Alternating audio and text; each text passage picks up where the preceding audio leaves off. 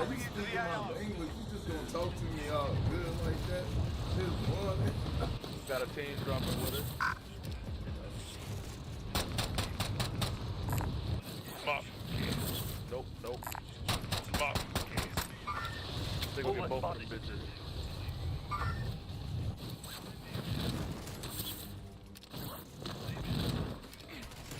Your primary objective is to kill them all. Positive ID on the bounty target. Sort them out. They right in front of me. I got two of this shitty as guns I can find, I ain't got no gun. Yeah.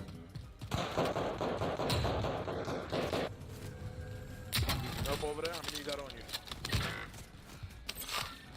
I need a gun, Tango. bro. Tango. Marking waypoint 1. Setting waypoint. Setting waypoint. Tango. Anyway.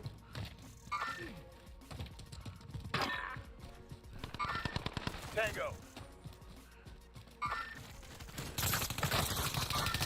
Approaching contact. Down. Pick him up, Down. Down. Right here on blue thing. Right here. Incoming. Target location. Get shot. Ain't I had one down, bro. Side.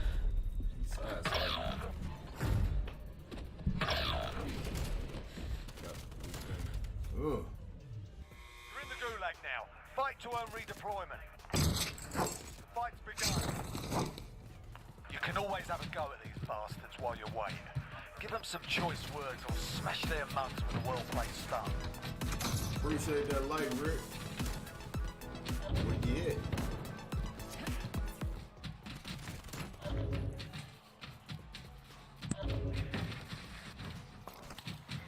Fight's begun. You're up next, mate. Get ready.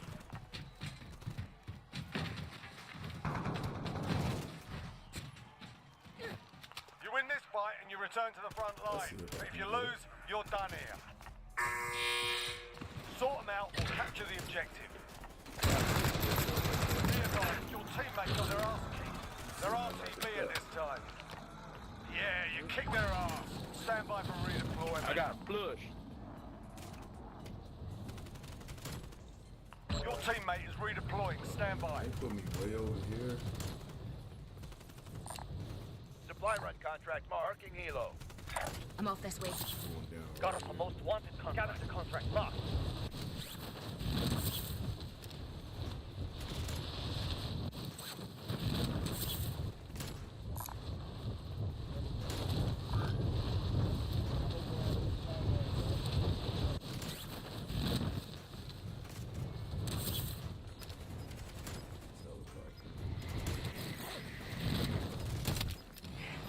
Pilot seat's mine. You're being tracked by an enemy team. Stay sharp. You're losing ground. Time's running out. Get to the target area. Y'all mad. Man, you're big mad. You're big mad. You gonna put a bounty on me and I took off in the chopper. Oh, he got a chopper too. They got mics. Yeah, they on. Barely, bro. Like you said, I'm up. Yeah, you're a little Like low, you bro. low.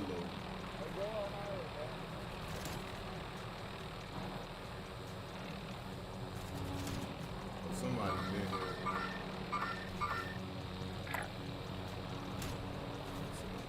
Right, we're in the safe zone. It's about to get noisy. Contract is Where complete. how many You're of cleared them? for higher payout. Got a handgun. I see. Go there. At least we'll have that for later. And then there's another dude down there running. I can drive. I'm gonna just get this crown real quick.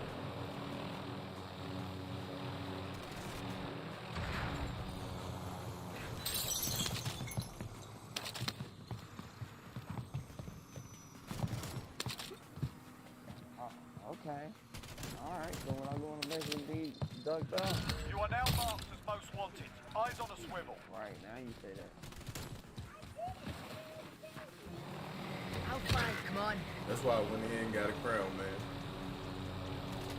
Went ahead and got me a crown. Might as well, right? Take us out like that. I ain't ready to go yet. You hear me, Bingo? Welcome to the stream. Welcome to the You stream. hear me, Bingo? I ain't ready Thank you to for go that yet. light, Sam. Oh, shit, my bad. You said on the stream? Yeah, I'm streaming, bro. Yeah, shit, my bad. I just let the minute gauge just there. But it's on the floor now.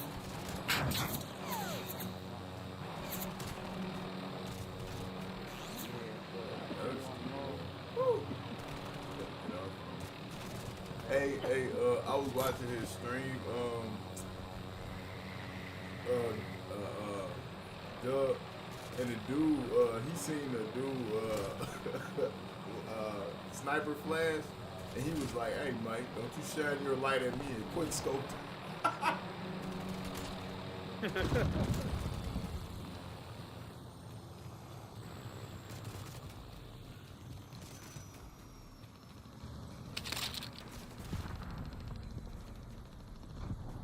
The enemy lost track of you. You're safe. I'm your pilot. So he do be Yeah, streaming? he a real streamer. Yeah. He up right now.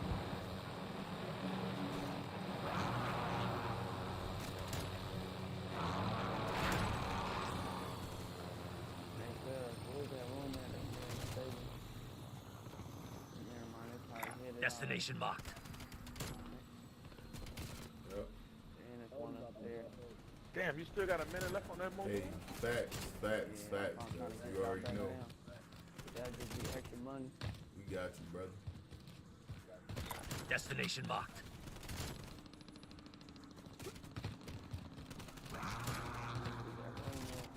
What you over there looting, Bingo? Trying to find some money. Destination marked. I just ran over there by that ping. Yeah, let me go back.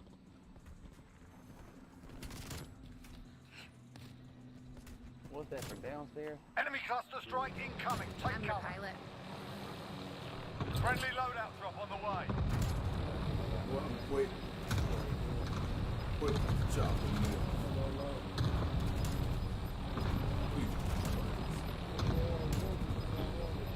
Gas is inbound. Marking new safe zone. You survived. Good job. Hey, I'm your pilot. come get y'all loadout. No, I'm not going, go. Come get your loadout, man. There's somebody downstairs. They right behind. Yeah.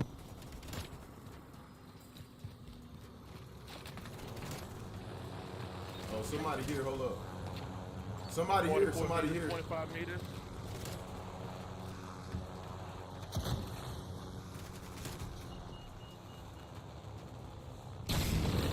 He on this door right here. Moving up here.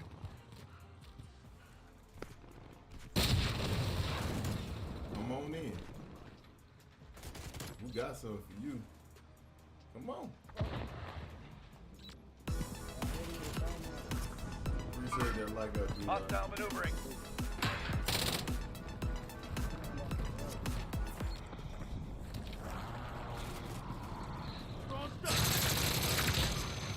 Tango.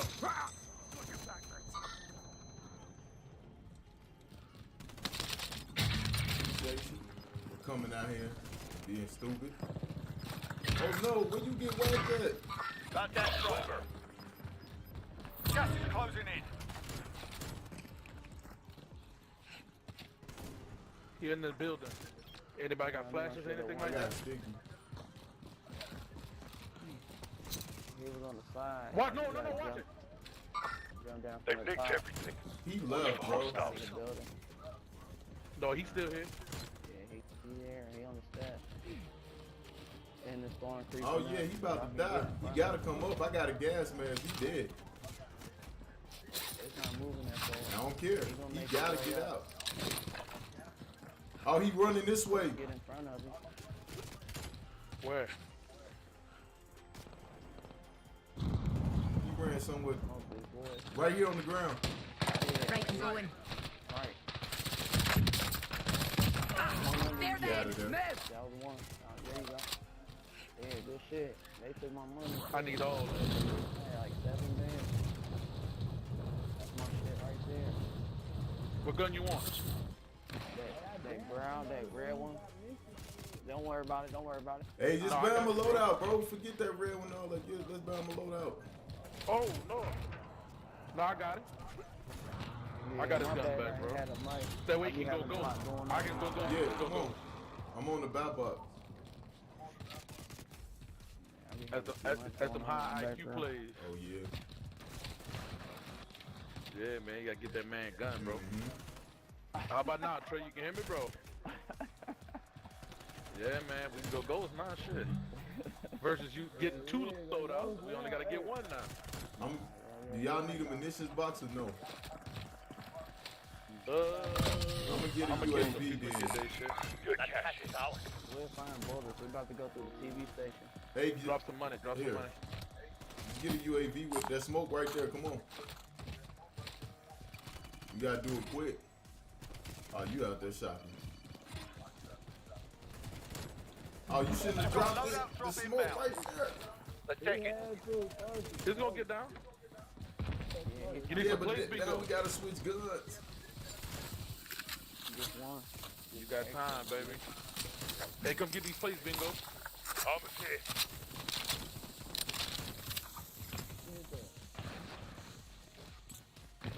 And that's your gun right there, dog.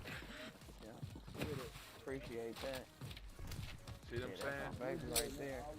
See what I'm saying? See that? See that? I get that man his baby back. They came from the Off left, to the left. They Left. shooting us up. so they throwing that up here. So it's somebody right here. But that's where they threw it at.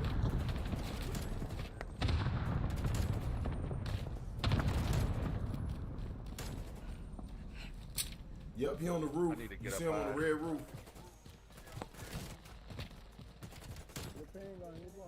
This is big red, right here. Move on my waypoint. There, go disregard last. I don't see nobody. They don't see shooting. nobody Somebody either. was shooting at him. I know I'm looking.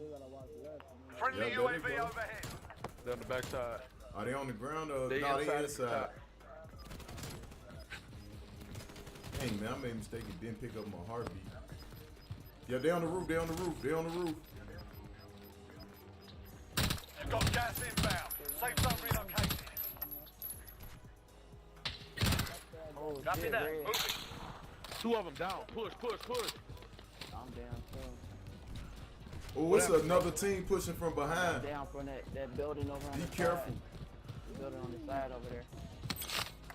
I only got 1 of my kills. Hey, it's another Enemy team contact pushing in from the the AO. side. Somebody flying in. I got both my kills. Yup. Hostile operator. Oh, wow. I can't move off the stairs. Bro. What's up, Derek? Bro, how you doing, man? All right. A ringing noise? What about now, bro?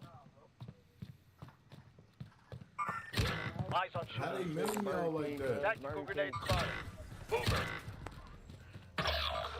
Enemy cluster strike incoming. You're the last one on your team. Finish the job.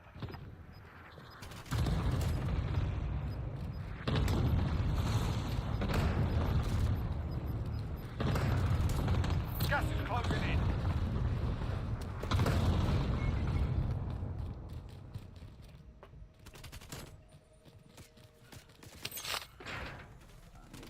Bullets, man. Still there?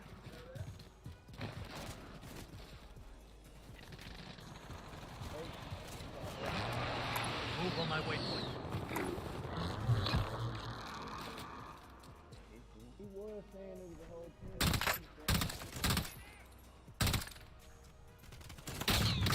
What did he hit me with, bro? Fought hard out there. Oh yeah, stopping power, bro. That dude got me in one shot with stopping power with the M16, bro. That's strong. That's amazing right there. You ain't had no cover. It wasn't even about no cover, bro. I was hitting him, but he had them stopping rounds, them stopping power rounds. Still there, bro. He must have had an armor set. Who you talking about? This one, we gonna do better this. They say I have a little ringing noise in my mic. I can't hear no ringing noise. I don't hear it. No, talking about on the stream. They say I got a little ringing noise. Is it like an echo? Yeah, it's an echo. But I don't know. That could be anybody though. Because normally when me and you stream, I don't hear no echo. I know, and I didn't change anything. I wonder if one of my mics is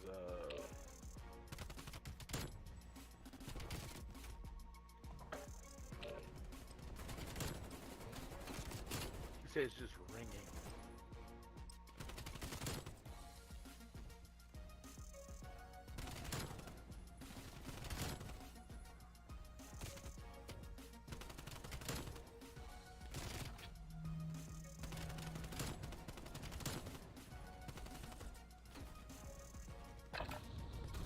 Get yourself the proper warm-up. We'll be deployed soon.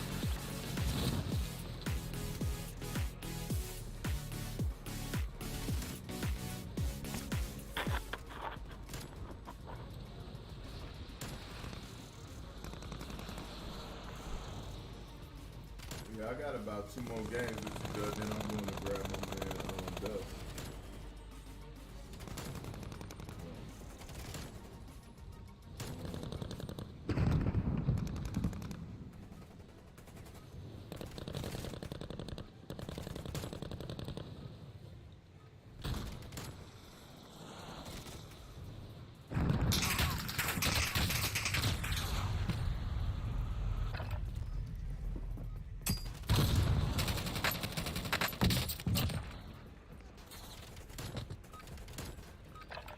Enough practice. Time for the real thing. There we go. Yeah, Doug. Yeah, Dust, I wanted that ring, bro. Come to me, though. Like I thought it was. They ran into that second team. That's why, hey, Dub, that's why I didn't push, bro. Because it was another team pushing right behind them. And I kind of figured it could have been too Mark the ghosty, drop you point know for what I your mean? team. You'll lead them in. Avoid the gas. Get to the Who marked safe that zone. recon? I'm gonna have to restart everything. I don't know what's going on. Anybody need this? Enemy soldier incoming.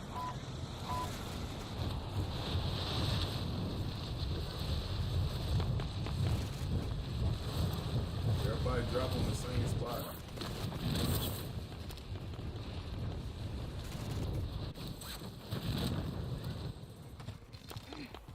Your primary objective is to kill them all.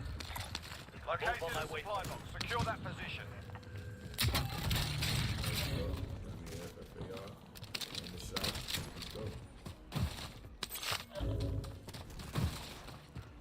It must have been my mic on my It could have been. On my Yeah, it could computer. have been too close. Yeah, that might have been what it was. Objectives I think what it updated. is Move is to the the mic next on the computer location. was coming through and the mic on the Oh, okay. My, Yeti was the coming. feedback. yeah, so it's getting feedback, yeah. He says it's going now. Hey Trey, I'm gonna pick you up in another game. Friendly UAV Another game overhead. or so play by Contract the updated. New objective identified. Yeah, no, we Enemy just gotta UAV pick up down overhead. in the dust, bro.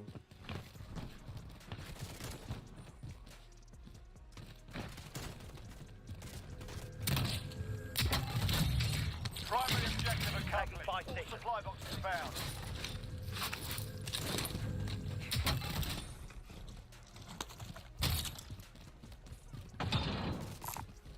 Scavenger contract marked. I got plates in the Supply front of the box buy ready for station. pickup. Just to load out at the front.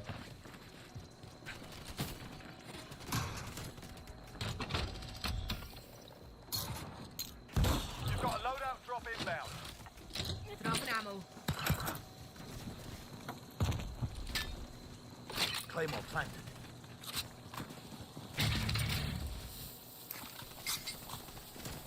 I'm coming to meet you, Bingo.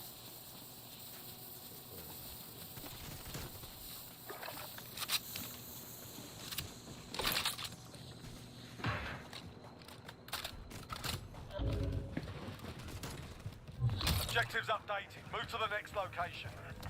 You can go get the loadout place and stuff like the options. Yeah. Requesting recon. Send flyover.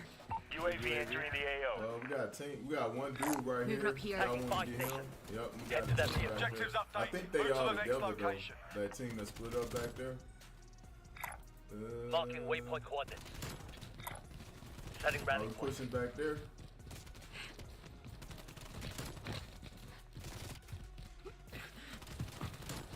Be advised, UAV is bingo fuel. RTV for There's resupply. two of them over there. Primary objective accomplished. All supply Yeah, I boxes know. found. They just bought them back. They just came back. Them dudes hurt.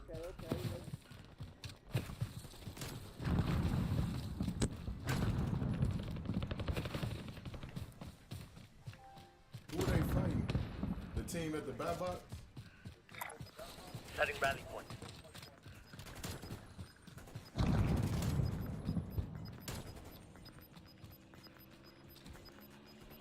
Entry spot. Down one. One underneath. Flash out. I didn't see this motherfucker, man. Enemy precision airstrike. Take cover.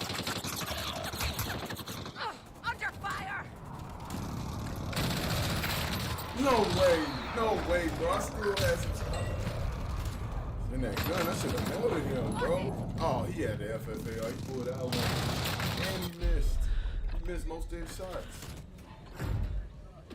Definitely missed most of his shots, bro. That's crazy.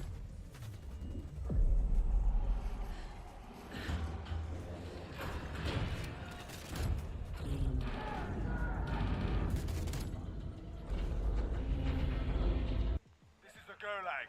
Survive and you can redeploy. Fight's kicking off. You're up next, mate. Get ready. Hello everybody, welcome back as we're getting ready to You win go with this our fight second and you return slot to the here front in line. day If you 1, lose, week 2, you're stage done 2, here. month 3 of the year. I don't know, I'm just You're trying to think of up, other numbers soldier. I could throw in there. My home ship with Infinity. We had a pretty good one. The first game overall there, boys. Team Moon not quite able to get things done though Your versus team can still Passion buy you back. overall, They which have the leads to cash. Passion being flawless. Team Moon still searching for their second win, a very important one, which, to be fair, boys, we were kind of looking at Disregard that. conversation points over some Man, of the that squads in team's their still matches right kind of there, going bro. out off Drop stream. one, A lot of fighting very another important one, maps and in another which one. 2 wins Dude might pulled be up enough right to get behind you him. out of I don't relegation even think he vision. was with them. That's probably the case for these squads that are 1 and 3, right? Or now 1 and 4 for Team Moon. You have to get yourself 2 wins, and getting them here against what might be Are they easier still opponents down kind there? of to speak as Your far teammate as is being lower on redeployed. towards the Stand by. standings. Could be the chance for these guys to still breaking towards it. So yeah, man, the Oh, pressure I starts got- to really I got seep that in. deal, Right? We're man. going in towards all these extra games Right. for the rest of today and tomorrow, and I think you're going to Who show said up, land or on you me? might Who was end up that? being Bingo? relegated if not. We do have the ability to look at these standings here really quickly, so we'll bring that up on Yeah, that's where they was at. Talks here because, again, flawless for Passion. Los Galacticos able to take a map 5 versus Connect 4 and gets them solidly into the second position. And as we get out of the 1 and 3 conversation, What did that I actually do? leads us into now 1 and 4 conversation. So there's a lot of wins that are necessary, Yeah, but like coming up over next here. in our broadcast, we will be taking a look at that 67K roster sitting there in 7th. I mean, the comp I'm hasn't really getting changed sniped that at. much, to be honest. Like, talk a bit less maybe about Oh, Galactic no. and Connect 4 now that that matchup is done, but still, you've got Team Moon, 67K and Train Hard, all sitting That's there. Y'all see where they sniping from? And, I know where this dude is at, bro. now we're around the wire. You've only got 2 matches. There's a left for 67K specifically, I think. No, I'm not bleeding, I'm This going is a down low. really one. You can't see me To talking be about honest, bleed Jem. out. I mean, in Heck no. your moment, you're going to come and Bro, he up top. We are He's gonna straight win from the this right to your right, bro. We'll try our He's to best, your right. but it is so hard mentally I'm about to overcome get the him. idea that one of these matches off a you purple have to pig. win is against I didn't know that. I'm about to It's a drop on tough him. one to win. Watch this. Definitely You not wanna number shoot 1 people to in the see back? pop up on your schedule. So with that in mind, You say he on 67K purple ping? going up against Los Galacticos. Let's just stop dancing around the conversation and dig right into it. Visions for yourself. I know we've been following what was the Rams team, now Galacticos pretty heavily, largely because they forced it. They look really good throughout the opening stages of Challengers. They don't really make any roster swaps. They come in, they look great throughout the first stage of the league. Where's your headspace at when it comes to these four Spanish players? They're still one of the most consistent teams in Europe, and I think Brody brought up a good point. Said, listen, they're probably still the best. They lost a round 11 match 5 for their passion that could have easily went the other way, right? So these guys have been really good in towards the one on the ground. starting to pick that up in towards Cup 4. That's when I think this squad's really starting to come online, and it's come up the back end of NVIDIA. And also just completely stepped up, I think, in towards this AR role, which is now just made it easier for the subs to be able to make plays and allowing Journey and Metals to be able to make plays is not good for anyone that they're playing up against. So it's still a problem to deal with, I think, for a lot of teams because they're pretty consistent throughout just about all of their game modes. But you have to be able to beat these guys in the hard points because these guys are just too good. They're almost always going to take both of them at the best of the 5 here. So that's a problem. And then when you take a look at maps that are coming up here, it might not be easy to take these two maps off them either, Alan. We'll have to see what 67K have in store. No, he just dropped on me. Oh my God! 67K standpoint. Talking Again, about it's difficult, I think, unfortunate, bro. I should have just fought him. pathway for them to be able to take down a team like Los Galacticos. They currently Nah, I'm cool, bro. Don't they were bring me rated back. 7th in hardpoint in the EU, 6th in Surge, I'm 7th good, in bro. Control. The dude just keep not a lot of map by runs himself, bro. He dropped So right on me. as we're taking a look forward, Los Galacticos, who currently one of the best hardpoints and one of the best respawn just teams ran, in Europe. bro. He ran I mean, to the in your firehouse mind, it with just come down to search and destroy specifically. Like you've got to be able to win map 2. I mean, the thing is, like, you've got to take a respawn somewhere as well. Like, it's difficult to kind of slice this cake up, Infinity, for sure. Yeah, look, I don't even know where you start, to be honest. Like, I don't know. I don't want to count 67K out of this. Enemy hit on. Right? I mean, Knock that would him just out. be an amateur. Go. That's rule number 1 at casting. Don't count Right there.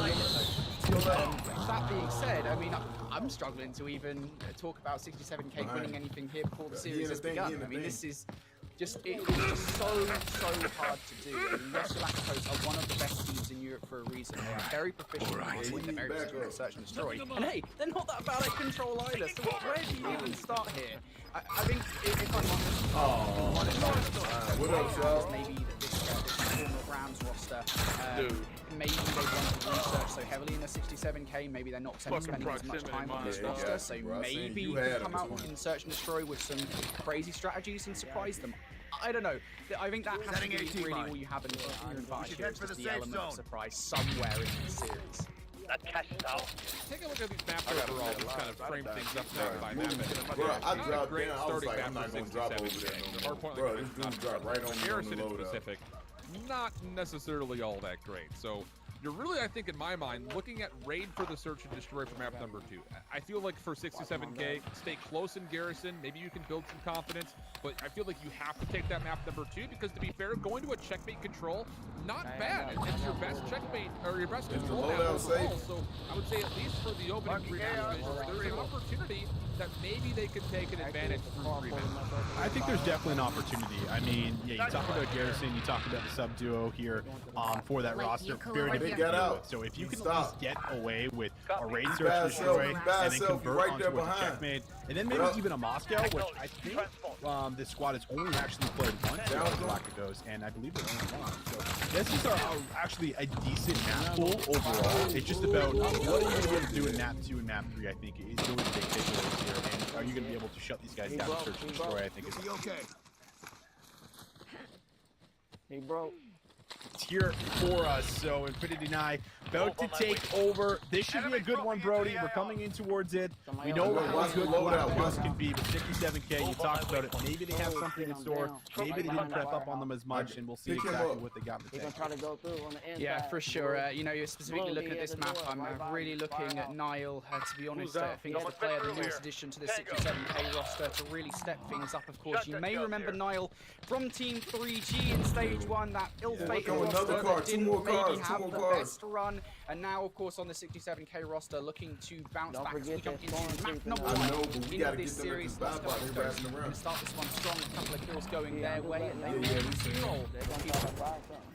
control of P1, and I mean, a setup that is just going to be perfect for P2 as well. You have to kind of break through green and break through the middle of the map. It will be Niall who actually does find that first one here. So looking to hop off the time, see if he can maybe find a couple of kills. He has denied the opportunity, but Invidian has an AK-74U right now in his back pocket. So he's waiting to see if he can follow for. Meanwhile, Metal's responsible for watching the push in from behind here with his two teammates. So they're going to try to flood in towards the back. Infinity will find the first one, maybe even the second, as they are 4 strong, and this is actually looking to be a good push, and they will find all 3 and can look to flood to the hill. I do really like this play coming into the 67K. They look to flood in from behind, but Invidian's scared. He's able to deal with one, has the support from Medals up top green as well.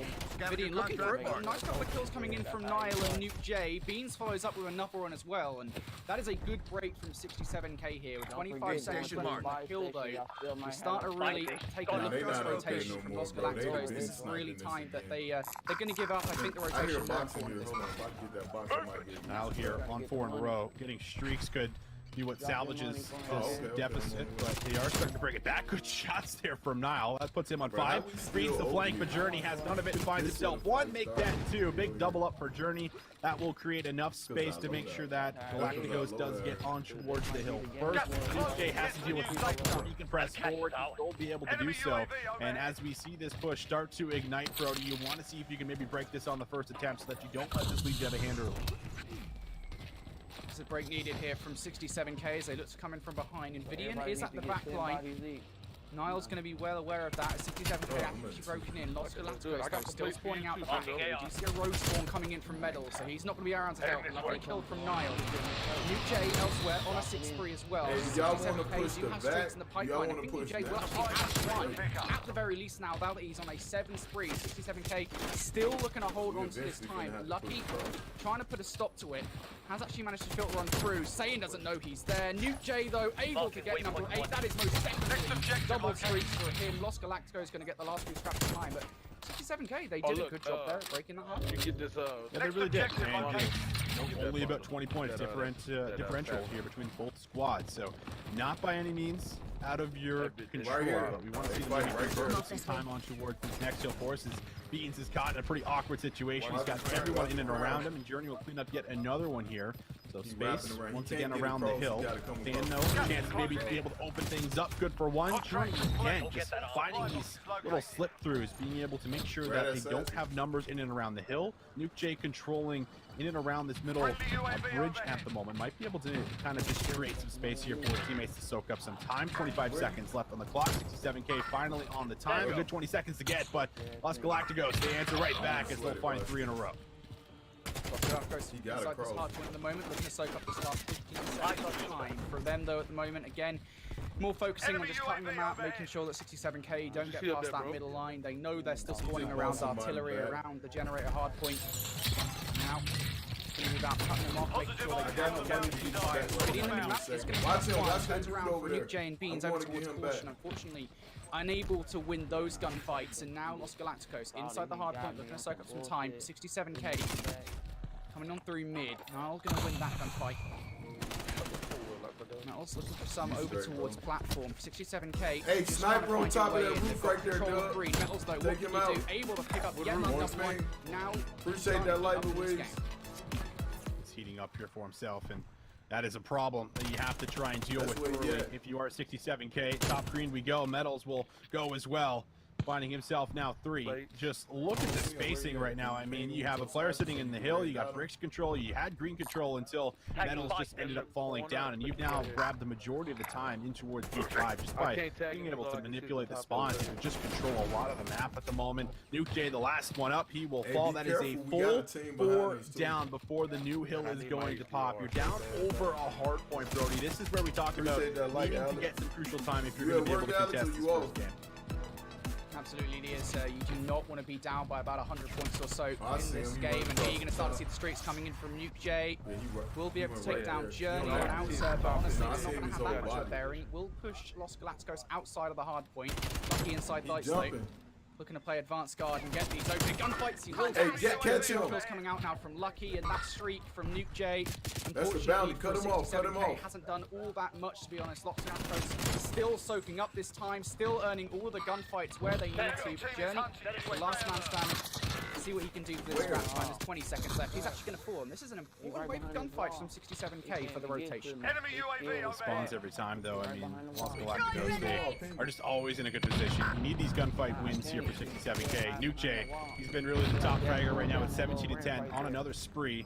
Has an artillery in his back pocket. Right here. At any given moment. And well, they are going to be able to at least fend off the push here. They find two on two. It's somebody else hunting us, puts him in a pretty decent spot. Still finding kills as now gets himself one. Nuke going to find the easy pickup. That's 4 in a row for him. Still staying alive, playing his life, doing everything he possibly can to keep them in the game. The challenge there for Metals, no good. Nuke still 5 in a row. Has the support, the reinforcements constantly coming off his spawn. And this has been a great hold for the first 30 seconds. All right, we got Nuke, once again, on another streak. He is taken down this time before he can overlap his streaks, but of course, hasn't cover, used one that of y'all artillery cover, strike just yet. This last 25 seconds or so, and it's 1 versus 1. Alright, I'm safe. Keep to the right. Los Galacticos' way, and it will be. So last 15 seconds for Los Galacticos. That is time that 67K will not giving up. They know it's necessary. They've got to rotate over towards New. From this way. They've done. Journey. Lucky.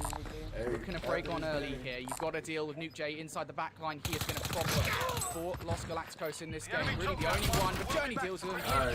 You can see Los Galacticos, they make their way around the back. They win all their ones, and they are right into this hard point. A very quick break, and that is not good for 67K.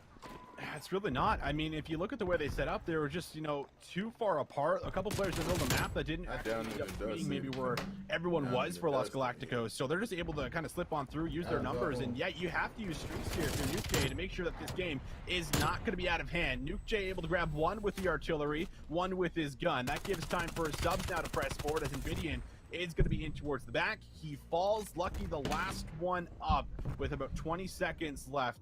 As Los Galacticos likely just going to look to set up here for this new hill, or maybe even give this grab time 1 good hit as they just flood on through. They'll win the battles. They want to keep forcing the spawns in towards the back, so they'll press forward here 1 more time. 67K, well, they are going to get a few seconds there off the back of that, but again, it's just this lead that's been built up from Los Galacticos. 67K trying to put a dent in it. They've no longer got streaks to work with, and you need to break in because Los Galacticos, they are quickly approaching that 250-point mark. But what a great wave of kills coming in here from 67K. They're able to break on through. Los Galacticos now spawning out over towards bricks. Not the worst position in the world here, but this needs to be a good hold from them. Staying inside. Unfortunately, he is going to fall. Now on Nuke J, he's able to pick up 1. Turns for the second. Journey going to win it. Trades coming on through. Nobody able to just get in the hard point just yet, but that's not a loss for Los Galacticos. They're not giving any time to 67K, and that's the most important thing. Yeah, I mean, Metals is just happy, sitting on top of his time and just collecting everything he possibly can. Lucky also getting a lot of time here for his team. Going to be able to fight for the last 15 seconds, but it might just go the way of 67K unless Journey has something to say about it. But instead, it's Metals who finds an opening. Journey takes down a teammate, but will find one in return, maybe even a second as he goes for the chow. Does get the kill. Trade there for Nuke J, but damage has been done. I mean, look at how far they are from the point, and you're going to have Los Galacticos here again with the trophy setup, ready to go in towards what could just be the final nail into the coffin on this P5 hill. Could well indeed. Los Galacticos looking to close it out here on this P5 hardpoint. They're in control for now. Beans looking to say something about that. Unfortunately, isn't able to do that much. Los Galacticos going to jump out the hardpoint to try and get some of these early kills. And some split spawns coming in here from 67K as one player does spawn out all the way behind. But it is Los Galacticos still earning some time. Finally, Nuke J able to pick up 2 before falling. Nile comes in with the trade. So 67K have broken in for this last 20 seconds or so. But this is just so tough for 67K. They have to play perfect hardpoint here, Austin. Well, they do, and this is just in a moment where you need people to start going off. We have Sand, who has not had the best of games right now. He was just about 7 in 25. Does put himself on 3 in a row now. But is it too late? It's going to be the question. We'll make a rotation to at least 1 more hill. Could still be ended for Los Galacticos. So that's the problem now, where you have to make sure that you're conscious about how much scrap time you are giving over, if it is being given over in the first place. And now Saiyan might be able to work for streaks here, Brody. There is a silver lining for as far as being able to chain P1 and P2 together. We've seen that happen many, many times throughout Cold War. It's just a matter of, can Saiyan actually get himself streaks?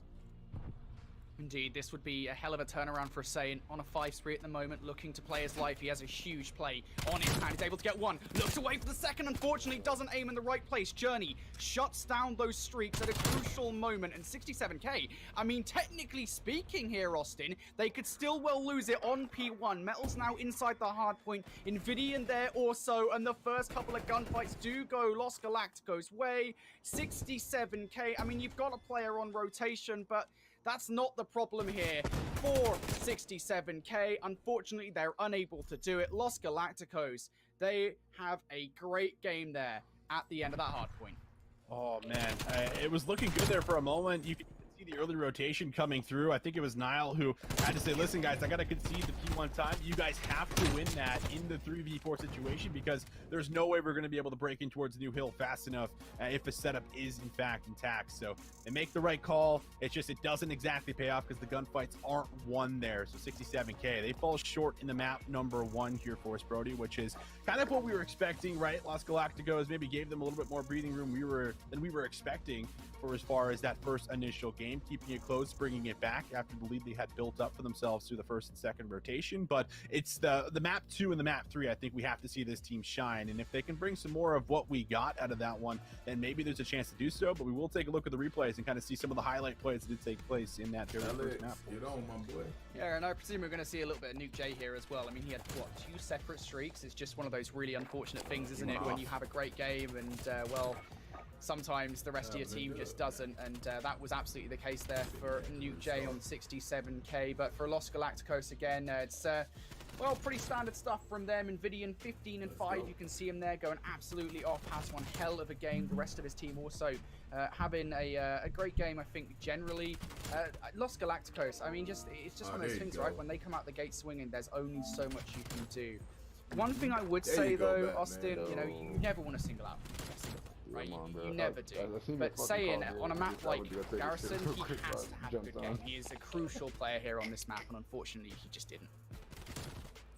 He didn't, and I mean, like this trick right here from Saiyan as well. Like it's just those moments where it's the slow starts, and the slow starts are going to hurt you, especially when you're playing up against teams like Passion, Los Galacticos, right? They're going to be punishing because of how consistent they are throughout the majority of their maps and their matches. So yeah, that makes things just ever so difficult when you have your ARs who are doing pretty well. And Nuke J, I think, someone that we've even seen throughout some of the qualifiers, right, Brody? We're like, this guy's kind of pulling some eyes. He's drawing a lot of attention for as far as what he brings and what he does. So it's definitely a squad that you can work with, especially with the back end of Nile being one of those more explosive SMGs team that can complement that AR pressure. But it's making sure everyone is consistent if you're going to be able to take these top squads down. So they keep things close, which I think is the biggest factor for as far as the morale going into the rest of the best of 5 here. So there is something to take away. But yeah, we have to go in towards what is now going to be search and destroy. Rams haven't maybe been as consistent as past for as far as stage 1, so you might be able to exploit them here in this game mode, as I think they're holding a current negative record. But it will be a raid search that we go into next, Brody, to see if we will in fact get a bounce back from 67k.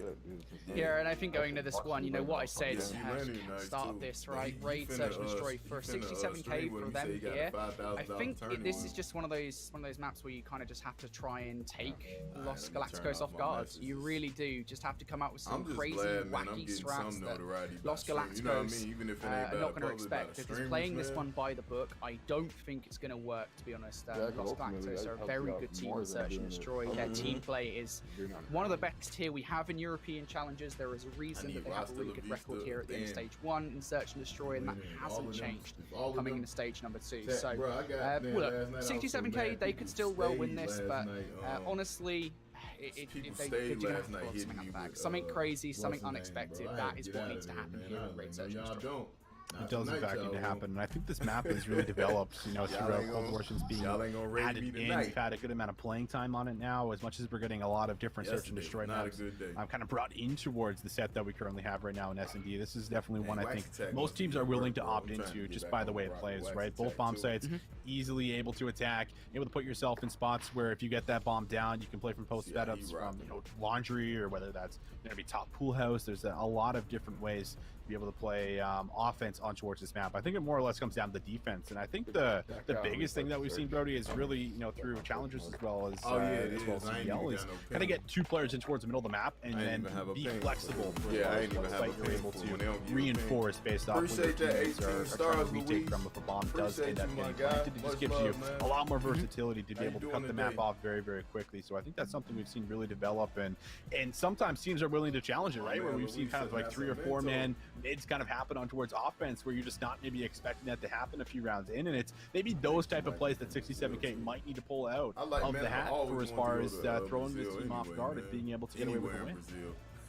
Yeah, I think that's one of the key things here, right? You look at Los Galacticos as a roster and what they do so well in Search and Destroy as a team. It is literally that. It's playing as a team, reacting to stuff as a squad. And of course, I think it does also help that when they need to play individually, when they need to make those one-on-one plays, Los Galacticos, they have the power. They really do have the confidence to make those plays work. So, well, 67K, this is what they have to do. They have to pull something special out the bag here in game number 2 to beat a team that is on form.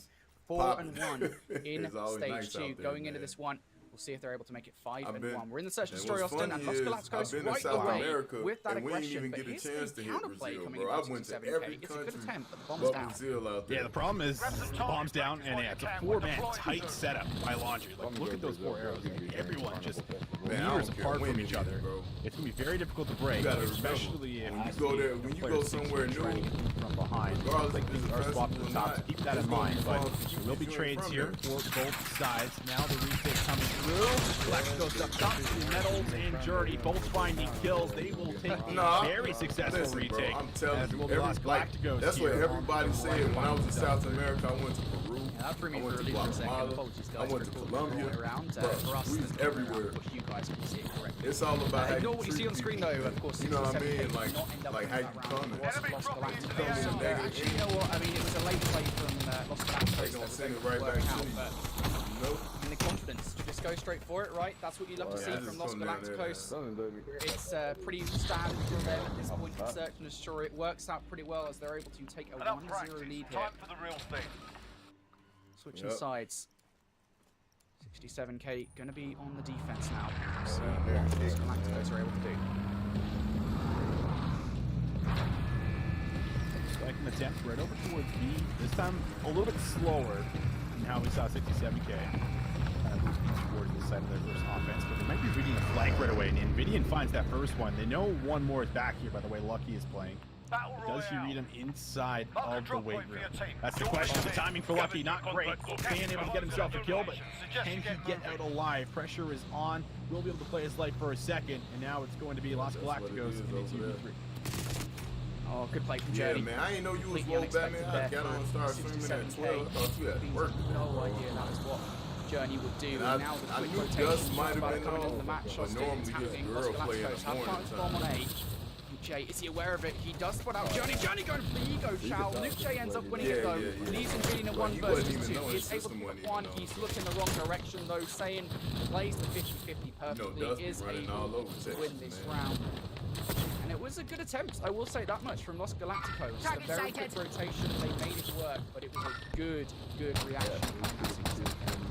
Saying with a big round here, I mean, 2 kills on the board. He finds that one on towards the back there, on towards Lucky as well, and then plays his life and makes sure he's able to stay up for his teammates. That's one of the big factors, and it's just a good route that comes in from the back with a retake from basketball. The common spots that we're going to see people, playing for post plants is either going to be top pool or back basketball. So they read things correctly, they find the kills, it comes through beautifully here for them, and they're able to bounce right back on towards the board here. Now 1-1.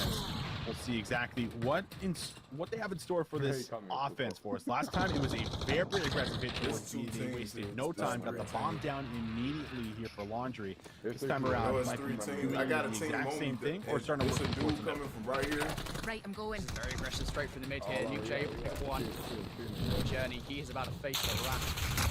67K, or maybe not here actually. They're repositioning, go straight for the ring, and Lucky now is the player that has to deal with this aggression. Nile ends up taking that kill. Now it's versus 4. Gideon and Journey. Journey's able to get 1. The second as well, Sayin just looks the wrong way around the wall. Okay. And this quickly turns into 2 versus 2. But DJ kicks the balances in their favor, and another it's one? going to be 67k. Oh, hey, I need help. It's the one down. He's going to pick the other one up. It's the middle map push too. It's we framed it up going into the match. Like, what are they going to have to do, right? To kind of throw this squad off? And well, I guess that is not the answer because we're able to respond to the back end of just what was an insane mechanical play here from Journey, just being able to flip and turn around in time to get that second kill, putting him now 4-2. But Nuke carrying his performance over from that very first game is enough to be able to make sure that they don't allow Journey to get an ace. And they will be able to come out here with a 2-1 lead. So back towards offense. Los Galacticos again on the right, looking to start to make some in-map moves themselves, as it's going to be no one really contesting the position inside of P5, but could just give him a fast track toward B. Lucky doesn't want to drop the bomb with his teammate just yet. Now push up, get some control. Journey will in fact drop it, and now we'll see if they can hold on to the setup. I might get this down really quick. 7k.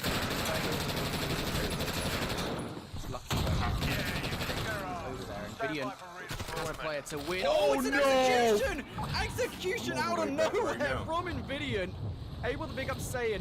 And now the numbers most certainly in favor of Los Galacticos. Beans the last player left alive here. He is dead to rights. But hello, Nvidian. That was out of I don't think he even meant to do that.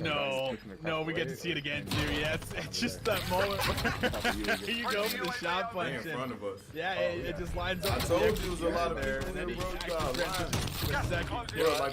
Oh man, those moments are so fun. I feel like they've been happening more and more as well, Brody, where we've just been seeing them kind of come through, and it's got to feel good as a player to kind of get it, even if you weren't intending to do it. So Nvidia is bringing home food in the round, and that's also going to tie things up here at 2. Hey, one behind us, get in the truck. Oh man, crazy execution coming up from Nvidia. Good play from Los Galacticos. They're able to tie this one up. Now 67 on the offense. They're chosen once again for your table, straight towards B. Nvidia and Lucky just going to have to back up away from this one. Elsewhere, Journey's able to pick up Beans inside Zig, so now 67k going to have to get this bomb down. Your teammate has entered Man the down. gulag. Facing pressure from both sides of the map. They're definitely feeling it as well, Austin. They are, and they need a kill. You got to push to one side with Journey to make things that much more difficult. Trades go back and forth. The collapse is good. Galacticos, they will now take the lead 3-2, just with a beautiful collapse coming through. And yeah, this big kill from Journey just make sure that he's not going to be able to move in towards his teammates and find any kind of a trade. And then long range shots, being one shot there for Journey to pick up for the double. Good collapse. We've seen that now a couple of times towards the B site, where they're able to play for the retake here pretty convincingly, and there hasn't really been a setup that can shut these guys down so far for 67k. Los Galacticos, I mean, they're just winning some first bloods here, there, and everywhere, and really 67k haven't had that much of a response. But this time around, 67k, they don't even win the first blood, they win 2. That shuts down Journey, who was on for streaks also. Lucky, yeah, Beats is on one at the moment. He gets 3 in the round. Lucky now left up in a 1 versus 4. Able to pick up the first kill, but they are aware of where he is. If you can get Nile, this will become a manageable situation. Now just going to back down. Realizes he doesn't need to go for the chow. I mean, with all the players dying in and around B, you could almost assume that the bomb's probably down. You know, Nvidian's not really, or rather, excuse me, Lucky's not really the bomb carrier here for the squad. So might give you enough confidence to say, listen, we're just going to stack by B, force Lucky to make a play. And he is forced to make a play here soon. Coming down to about 35 seconds left. There's going to be a player up towards his left, and then a double stack inside of Art in the ramp. It's not easy to dissect and break, but he's got to find his first one on denial before anything ends up happening. 20 seconds now, and Lucky maybe not moving at a fast enough pace to really make this happen. He spotted out, turns on Nile, but in the end the kill comes through, and we are now tied right back up. I feel like with Lucky there in that 1 versus 3, it wouldn't have been exactly wrong to have David Attenborough commentate over it, to be honest with you. It just, hey, Dust, you know your mic so muted, slowly. right? You can't hear you. It's like a snake in the grass, but to be fair, 1 versus 3, that was kind of out of his reach anyway. I think Saiyan has actually left the game, I believe, so we're probably going to see a restart we in a gunfight. Yeah. My girl over there. You know we in a gunfight and your mic but so muted. far, overall, 3 for 3. it's been a very close search and destroy. To be fair to 67K, we're seeing some really good gameplay out of them. Bean specifically, I mean, in that second to last round there, able to pick up 3, essentially leaves it a 1 versus 3 for Lucky. I mean, they're matching the pressure. I think that's what we wanted to see. We wanted to make sure that they weren't going to come in and just whitewash them. Restart it now. You're gonna make it the water, go up 2-0, and likely kill any confidence and morale they had going into the segment. So I think this is a really good showing, at least for them, and they are doing some different things, man. I think that's the biggest takeaway. It's like they're not just going for you gotta high towards A, get the bomb down, play for a post plan, do the same thing by B, play for Laundry. Like they are trying to do some different things, some different setups, some really tight 4 setups that we saw there by Laundry. 4-man pushing towards the middle of the map, and reacting really strong on towards where they're finding some kills. So if you can just kind of match the squad here, Galacticos, in search and destroy, and be able to have a couple of players who are popping off, which Nuke J is doing again, then you put yourself in a good spot to so close this one out here. And I mean, I feel like we really do have to highlight what Nuke J has brought towards the table so far, Brody, where he has been able to just take over, find these moments where he's been able to pop off, be extremely explosive, and that is now also maybe a problem as Bean's got some of that going towards that last round too. Just get somebody back in Bean. Yeah, I mean, you talk about Nuke J generally. I think he's one of those players this season that a lot of people doubt him, right? And coming into stage review, I think he has so much to prove. And he's done that in Spage. He looks like a really good player at the moment. He's playing the game extremely well. Hey, somebody else, go left. I think he brings so much to his team. He's definitely a player I think looking grab that other car inside of that other building too. Generally, as is of course Beans. Playing his role, he looks really good. And Niall, of course, who unfortunately did fall out of Team 3G with everything that happened at the end of stage number 1. It's completely understandable that did happen. And coming into this, actually, it's kind of funny. On paper, you'd imagine that this is a massive downgrade for Niall, right? And you could still technically argue that it is. But I think Niall is perfectly happy on this roster. I think, if anything, it's kind of like you found a diamond in the rough, right? To really shape in your own way. It's a team in front of you. Back up. Niall is playing on the roster. I told you get that other car. To make that run happen. So overall, this roster does look pretty good at the moment. They still have quite a lot to do, though.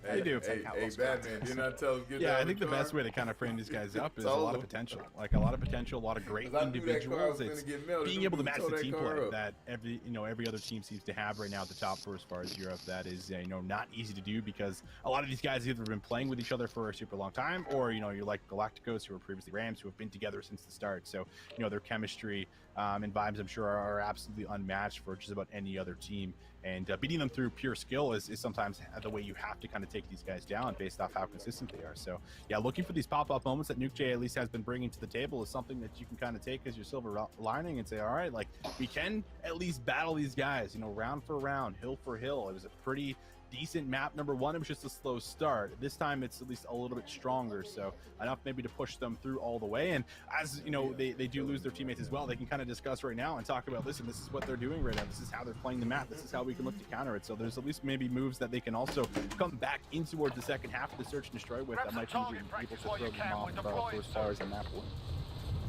Yeah, for sure. I think for both of these teams, right, even Los Galacticos, I think even they at the moment are more thinking about sort of how they can posture around what 67K have been doing. Because obviously before, I think we kind of come into the series and we're of the assumption at the very least that Rams would not necessarily be able to breeze through this, but I don't think it would be that mentally taxing of a series for them. I think now, though, in this search and destroy being 3-3 in terms of round count, I think now we're going to have to think about a little more, try and work around what 67K have been doing.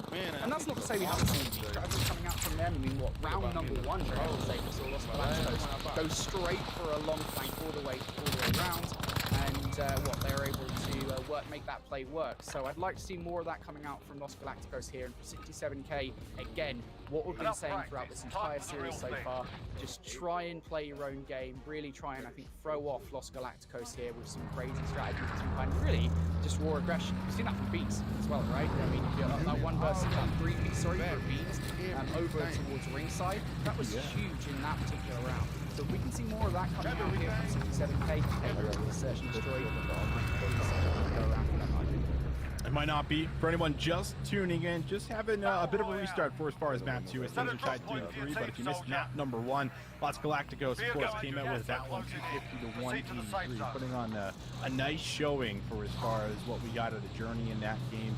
and he's been able to carry that in towards at least the first 6 rounds there for us, in towards the raid search and destroy as well. But we've been hyping up a couple of the players that we wanted to see something out of, and well, they're starting to deliver at the very least. It's just, can they keep it going? Can they get enough towards map win? Because if you look at the overall maps that we have here on the table for us, Checkmate is the chance that they also have, you know, for as far as being able to secure themselves a map. They're pretty strong on Checkmate control, and then you know, getting yourself towards a Moscow as well. That's something that Rams are 0-1 on. So if you can get this map number 2, there is absolutely a chance to be able to take this series. But we are moving back in. I would certainly imagine we're going to be starting from 3-3, and that is confirmed. We will be starting at 3-3, just back in towards the game to see exactly who's going to be able to take this one home, bro. Heads up, got a helo. We are indeed. 67K going to start on the offense here, as we would expect. Los Galacticos right off the off. To go for a retake. You've got a player's position for this. This is...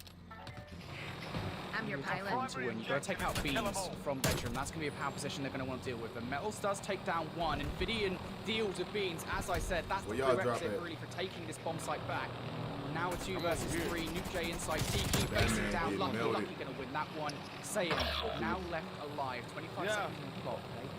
They have 0 idea where he is. Well, now they know. Lucky has spotted him out. There's a player around him also. Metals should finish him off. Yes, he will. Enough time for Los Galacticos. And that was a good retake from them. Yeah, I think that Los Galacticos retakes have just been out of this world, and it's come off the back end of them having good middle match control. Where did the plane go? Did the plane go towards the park? The flex to either side based off where the teammates are on the map. So they can play for it flew over it. They just went through the middle of the map, come down open stairs, find that kill, and just slowly but surely start to figure out the positions and just secure the eliminations there. So they are now up 4-3.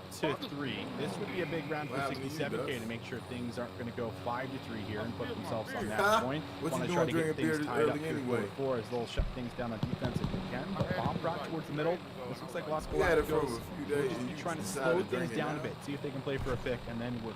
Yeah, about 3 days ago, and I drank one. Your teammates done in. They're returning to base. I ain't gonna lie, I'm rather. You don't want to 1 HP. get taken out early on. 1 HP. Metals is going to slip away. Beans in that exact same position again as well, so almost explodes the round. Lucky though. Looking to play Beans. If he can get this opening kill, this would be huge to open up the bomb site, but Beans is going to get it. Big first blood for him. He is continually doing it in this position on the defense. Now 45 seconds left in the round. Los Galacticos looking to get this bomb down.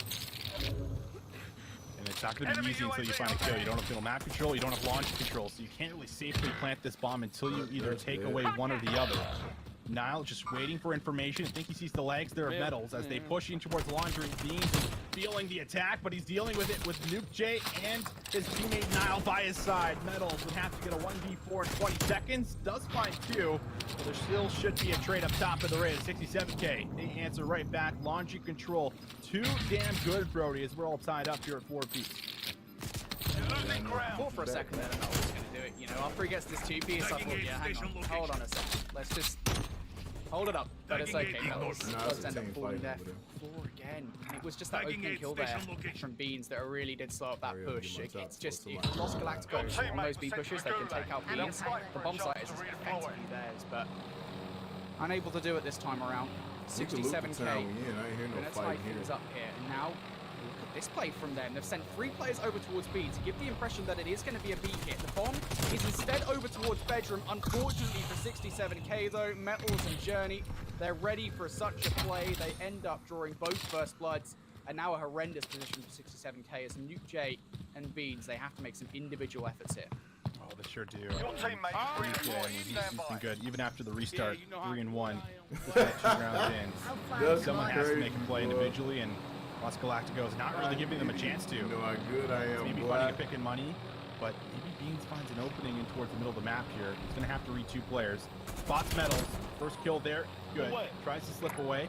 He's going to draw the attention of Journey. Nuke J still not with him. Second gunfight. Good for Beans. Snaps on Journey. Now it's you. Let's go. Mia, will you be bad at me? Go, okay, go in the room. Versus 2. Beans giving out some shoulders. I think he gets info on another one, and they do it, Brody. 2 versus 4, 67K now up 5-4 in map number 2. I'll tell you what, I want to know what Beans is eating today. That is 100% what I need to know right now. Beans is just on one. He gets 3 kills here, 3 huge kills as well. This second one, I have actually no idea how he does it. Snaps on a journey in the third one also. Dude, he's got some wide shoulders. Just look at it. Crazy play there from the 2 players from 67K. Massive clutch, and that could well mean victory here as they break serve. They end up winning an offense. Now Los Galacticos. Enemy UAV overhead. What will they do this time around? Back towards B looks to be the answer. As Beans gets info on 1. He isn't back laundry like he typically is. That's now up to Nuke J to try to hold on to it. Lucky though, he gives a peek to Beans, and well, if you give him a peek, you better be prepared to take the gunfight. Beans absolutely will. That puts him now on 4 in a row. Los Galacticos, they are now down 1 member with a minute left on this clock, and somehow need to try and work for a plan. I was going to pick up another one as well. So now Los Galacticos, they need a 2 versus 4 of their own. Bomb down. That's going to give them the 3rd man on the minimap. But I don't know if they're aware that Nuke J is in jungle. Pilot seat's mine. Rapid round coming in from Metals. This could be huge. Journey has a 1v1 against Nuke J to win also, but they have 0 idea where Metals is. He's going to get Beans. Looks to get the hell out of dodge. Will try to do it, unable to. But Journey has won his 1v1. So now 1v2 for Journey. A preemptive Semtex coming on through. He's facing the pressure in from behind. Niall closes the door on this search and destroy for a 67K. What a performance from them in those last 3 rounds. Austin. Oh, they look good. They look good in S&Ds, Brody. They sure do. That is going to be a wrap for map 2. Man, I mean, like, there's just so many moments that you look back on, and like the ARs on this lineup are just so devastating. And there's a lot of moments that we get here throughout this entire map number 2 that just shows what they bring individually. I mean, Beans, you know, 3-piecing Galacticos at the start of that round number 6, I think it was, and then we go in towards, you know, what was, you know, a few other rounds there, and they're able to do the exact same thing off individual plays, right? Yeah, so just big moments coming through. That's what we talked about. Like, kind of need to be able to take this squad down because there's so much teamwork, so much chemistry involved with the Galacticos team. You have to be able to beat these guys sometimes individually. It takes those heroic moments here and there, and that's what we get a lot of in map 2. So now maybe momentum shifting over towards this squad. And I mean, this is just moments that you love to see from the 67K roster because a lot of people counted them out in the series. Honestly, you know, I absolutely didn't count out 67K. It looked like I did not think they were going to win a map here. I genuinely thought this would be a 3-0. Rams have looked so good recently, but great performance from 67K. And honestly, I mean, this team up here. It's a dude up here. Was pretty much right here. It was normal. Oh, it's a team up here. Sure. No, come on, bro. That flipped the entire game on its head because they broke serve, they won that from round, and then of course defense. I mean, it's easy as pie there in that last round. For Beans and Nuke J, I think you kind of hit the nail on the head. Generally, they are 2 very talented players, and in the current Grid 6 meta here in Europe, they look really good. So I'm looking forward to seeing how this control goes now because it is 67K. They're going to have gained a little bit of confidence off the back of that search and destroy. Yeah, I bet they absolutely did. I mean, like, they should be talking like, damn, like, we can absolutely win this. And this still does a lot for as far as standings implications. We talk about a lot of teams being 1-4 at the moment, 3 of them, right? And getting yourself a win here against a team like Galacticos, who is at the top of the standings, currently in 2nd, it would just do wonders for as far as being able to lock in a playoff spot here going in towards it. So that really could be the big moment for them if they can keep things going. But the respawns, I think, is where things get tricky. I think Alan said it before going in towards this, right? This team has to take one of the 3 respawns off of this Galacticos team. I think that's really going to be the most difficult thing to kind of come through with. And if they're going to be able to do it, you think it might be a checkmate control where they at least have some experience. They have been pretty decent in towards this map mode combination. And if you can get away with it, then that's maybe your opportunity, at least being able to get things maybe a second search and destroy to take these guys down here. But this should be a great map coming through here for us. Absolutely, it should. And I think the one thing we do have to sort of take note of here is, you know, what, we've been I'm finna gassing up try out Beans the and Nuke Amax, J. bro. Well, guess what they use, Austin? They are Krig 6 players, anyway. and we're going into Checkmate Control. This is easily, in my mind, the like most AR-orientated map here in Call of Duty Black Ops Cold War, and this is going to be a map that will therefore...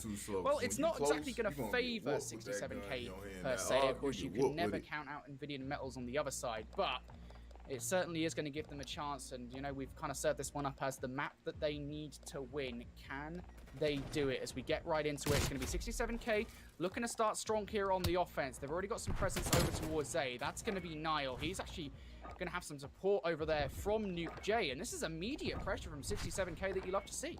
Yeah, this is exactly what we wanted to see. A lot of fire. First tick is good here. 67k. ARs are online. The only kills that have come through have been from Beans and Nuke J, and they are now 7-0 combined as Beans finds 2 more in the feed. This could be a capped immediately, but can Lucky make something happen? He's able to tag up Nuke J a bit. Metals, does he want to go for the challenge? He does so, but it's late. Already, A zone has been captured. Nuke J still alive on 4 in a row and gets a lot of that time. So he's going to be pretty close to streaks if he can just grab a couple more kills. And they're aware of this as well. They know that Nuke J is going to be looking for streaks very soon. That's why you've still got players posturing over here to make sure that Nuke J doesn't continue to cause some damage. And, well, you failed, because Nuke J ends up getting journeyed there, and you can see 67k starting to mount up the pressure over towards B. And what a opening this has been for 67k generally. They look really solid at the moment. Nuke J continuing now on this spree. Can he get just one more kill for the artillery strike? Knows that Nvidian's over towards P5. I believe that Nvidian's going to be well aware of that. The pre-fire coming through, and that's a huge kill to stop the momentum early on. It sure is. And Metals now, he's free to be able to kind of drop down because some of the ARs have been taken off of the map, so it creates some space.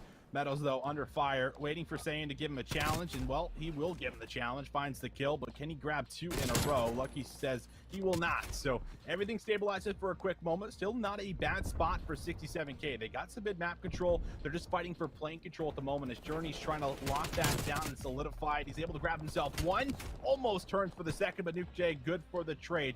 You got about a minute left on the clock here to make something happen on the offense, and they're slowly but surely starting to push up for some control. Well, if you're not aware, you do need plane control here on this map. That's why you're going to see Los Galacticos put quite a lot of pressure on the plane, but while all this is going on, B progression is being made here by Nile on the point. Beans over towards Tetris, still going to win that gunfight. Nuke J actually does close up shop. And now 67k, looking to get this second tick. I think Nile is probably going to end up doing it. Nvidia and cross map is actually going to stop this. Nobody looking towards it, and to be fair, why would you? But the problem here for anything, for Los Galacticos, you can get as much map control as you want. There's 45 seconds left on the clock. That's an eternity in control, and you only have 5 lives left. Getting any respawn, yeah, it's more of the difficult things, but you just have to kind of slowly but surely work through the lives, right? That's all you kind of have to do right now for 67k. They get out of their spawn, they find 1 more kill. Now up to Metals, Nvidia, and Lucky for what would have to be a 3 versus 10 clutch. Metals starting to maybe make some kind of an argument for it as they'll find 2 in a row. Lucky finds the 3rd. 20 seconds left. This is coming down to the clock right now. They might only have 3 lives, but they're keeping them off the zone. Lucky gonna reposition and kind of pick up this right lane at the moment. His teammates, though, dropping in and around him. Metals no longer here. Lucky just on the point, waiting to make that move. The challenge comes to him. Last one up is going to be Nvidia, and he's in the back of the spawn. He finds 2, but I don't think he gets to the zone in time, even as the 3rd comes through. 67k, Brody. They get the very first offense on the board. Well, that's a statement. That much is for sure, right? I mean, offenses on Garrison are extremely rare. Oh, checkmate, sorry, extremely rare. And what we see that here from them, they're able to win their offensive round. And I mean, a lot of that just comes out from the opening, from Beans and Nuke J. There was 0 resistance on that A control zone coming out from this roster. So now 1-0 up, our 67k. What a barn burner of an opening from them. Let's see how Los Galacticos can respond. You never want to write out this roster at any point, but they do have quite a challenge on their hands now. Long range shots, bold to take it against Nuke J. Pretty hot so far. 10.4k off the start of round 1, but it's Metals. He does open up with that first blood. And, well, just bouncing in and around the zone by B. Metals able to finesse for a second here, so maybe starting to work for some progress. The push does come to him as Nile finds the kill from the side, but you've been capping A at the same time here. So Journey's just been sitting here, happily collecting that first tick of progress, working towards the second, but here comes the collapse. 67K gonna deny that, at least here for Journey, and now we're gonna push up now, somehow with the challenge. Takes down 2, drops the trophy, plays his life, 5 in a row, gets help for the 6, but they will be able to clear off the A zone. I think it's about Here's a scary thing now, right? 67K, they can enact a spawn trap if they set up properly. Nile is just 2 kills away from earning streaks. Although they're not that effective on this map, they'll still help you win it. And now Nile looking for it. Is able to get 1. Gets away with his life. No trade immediately from Lucky, but is now weak. Goes for the challenge against Metals. Does fall before any streaks earned. So crisis averted for Los Galacticos once again. Still, though, quite a lot to do here. There's 44 seconds on the clock. Metals are going to make some progress on A. He's all alone, though. Shots through the crates by Nuke J. Takes him down. And 67K, they're able to get the wave of kills necessary. Sure are. Nvidia, I mean, you kind of hope that he maybe makes something happen right now for Galacticos because it's so difficult to kind of push up on towards the map. Nuke J just watching over. Nile right beside him. I mean, they're shutting down the push together. Nile maybe goes for 1 more. It seems that adds in the reinforcements, and there is 4 down once again. Zan's going to hold on towards the mid-map control. One last push. Velocity coming through here, sorry, and now we'll see if Zan can, in fact, hold this. Finds 4 in a row. And this is not looking great, Brody. You got to somehow contest this time. Beans is going to watch right over. Galacticos not looking good. Beans for 2. And oh boy, it's just an absolute reel coming through. Play by play. Metals for 1 last contest, but 1.8 on the clock. You got to somehow stall this clock out here as long as possible, and it's not looking great. There is the collapse. And once again, 67K bringing it home. 2-0 up in the control. And that's pretty standard, to be honest. Checkmate control, right? I mean, I know this generally goes for control, but defenses, I mean, they're so easy to win if you set yourselves up correctly, and it never really felt like in that round Los Galacticos could find their way on out, especially with that early streak coming in from Nile, effectively shut the door on any resistance right out the gate. Now you find yourselves in a position where your backs are against the wall here in this game. 2-0 down. This is not quite the position Los Galacticos imagined they'd be in, I think, as they went into this match. Now, that was for sure. 67K, they are playing like their tournament lives are on the line. And to be fair, they technically are. Very true. They're bringing the heat, and Galacticos known for their comeback. And they bring one here for us. Start to see. No, he ran me over. Turns on. Player gets help there from one of his teammates as things will stabilize. They have to deal with the player in towards the back. No, he just bad. I didn't even, like, I was about to whoop that dude with my pistol. 55 seconds to work with. They haven't been able to get towards the zone just yet, but they will start to work for B. Bean's in a great position maybe to start picking off spawners or to be able to create a lot of space, but the problem is that player 7 ends up slipping through before Beans gets to this spot, so not sure if he's going to fully read everyone in and around. He doesn't read Metals, and that's going to stop the progress starting to take place on towards the B zone. 67K looking to play this one sneaky. They had Saiyan inside the plane. Unfortunately, though, for 67K, he is going to fall. So, for the first time in this game, 67K don't really look like they've got both hands on the wheel, but that's not necessarily the worst thing in the world, to be honest. They've got quite a lot of breathing room, but 25 seconds on the clock for 67K to make something out of this round. And they do it. Looking for plane control. Beans is able to pick up one. They still on you back. Looking to put a stop against any insurgents. They're probably on the what level you want. Okay, Nvidia able to pick up that kill, but Saiyan has slipped the net. He's able to pick up 1. Looking for the second against Metals. It's not to be. They're probably in his house right here. Yellow knows where this 67K lineup is going to be spawning, and that is a much better round from Los Galacticos. And really, for me there, Austin, the difference is they didn't let that first wave of kills go 67K's way. They held strong. They held strong. They kept them off the zone. It was great. There was a moment where we saw Beans get to that spot where it looked like, oh no, they might be able to start making progress on towards, you know, that B zone as a whole. But because you're not really controlling the top of the plane or this left lane along, it's not really going to give you an option to be able to freely stay on it, even with Beans in a nice position beside Wood. So that is going to be around here. Like we said, you can't count these guys out. It might have been a hot start for 67K. But Galacticos, known for coming back, oh, you they in here. need to now convert on an offense. They haven't done so far, and it's been off the back end of just the great pressure here from that's who as Honey well needs? as Beans controlling With the that map. chopper That down has to there? change if you're getting us to a round 5. Yeah, did you kill them other 2 dudes? Does indeed. Los Galacticos, this is the round where they need to That's probably them. They probably jumped, bro. backs against the wall. How hard can they push back? That is Vidian them. is able to pick up one inside the plane, has a player behind him, surely not the turn on here to Nuke J. Oh, Nuke J ends up finishing that gunfight. I thought for a Appreciate that second there 50 off, stars, I was a Jamie. little bit concerned. But now Los Galacticos looking to make some progress on A. Appreciate you, my guy. Second tick on the way here. Yeah, I Journey, see. though, a couple battles out front. Saying as well as Your Beans, they'll teammates win done them. in. They're returning to More base. blue and red in the feed that you would like to see here if you're a Galacticos fan, as you need all the progress you can possibly get. But at least you got a tick on that push. Now they find 2 down, so this is going to create a numbers advantage He once on again. top, Mal Batman. and Nuke J, they've been the He duo in running and right around there this on point top. so There's many 2 of times them. before. Mal finds that first one, but it's all up to Nuke J, who's going to have to try and press forward. Good help there from Nettles, the submachine gun duo here on Galacticos. That's them, Making down below us. some work happen on the A zone. 2 in a row come through. That's going to be progress for A, and that might just be the zone itself. Should be the zone here. 67K, they're not going to hemorrhage any lives unnecessarily. They know that they can just fall back. Metals is snapping at the moment. Oh, yeah, they That plane's coming up the mine, zip line, says huh? Saying doesn't have a ticket. You got a gun? Yeah. Now 67K. Okay, Metals. He's taken down. That's what, the 4th streak we've seen a verdict here in this game? That's huge. Now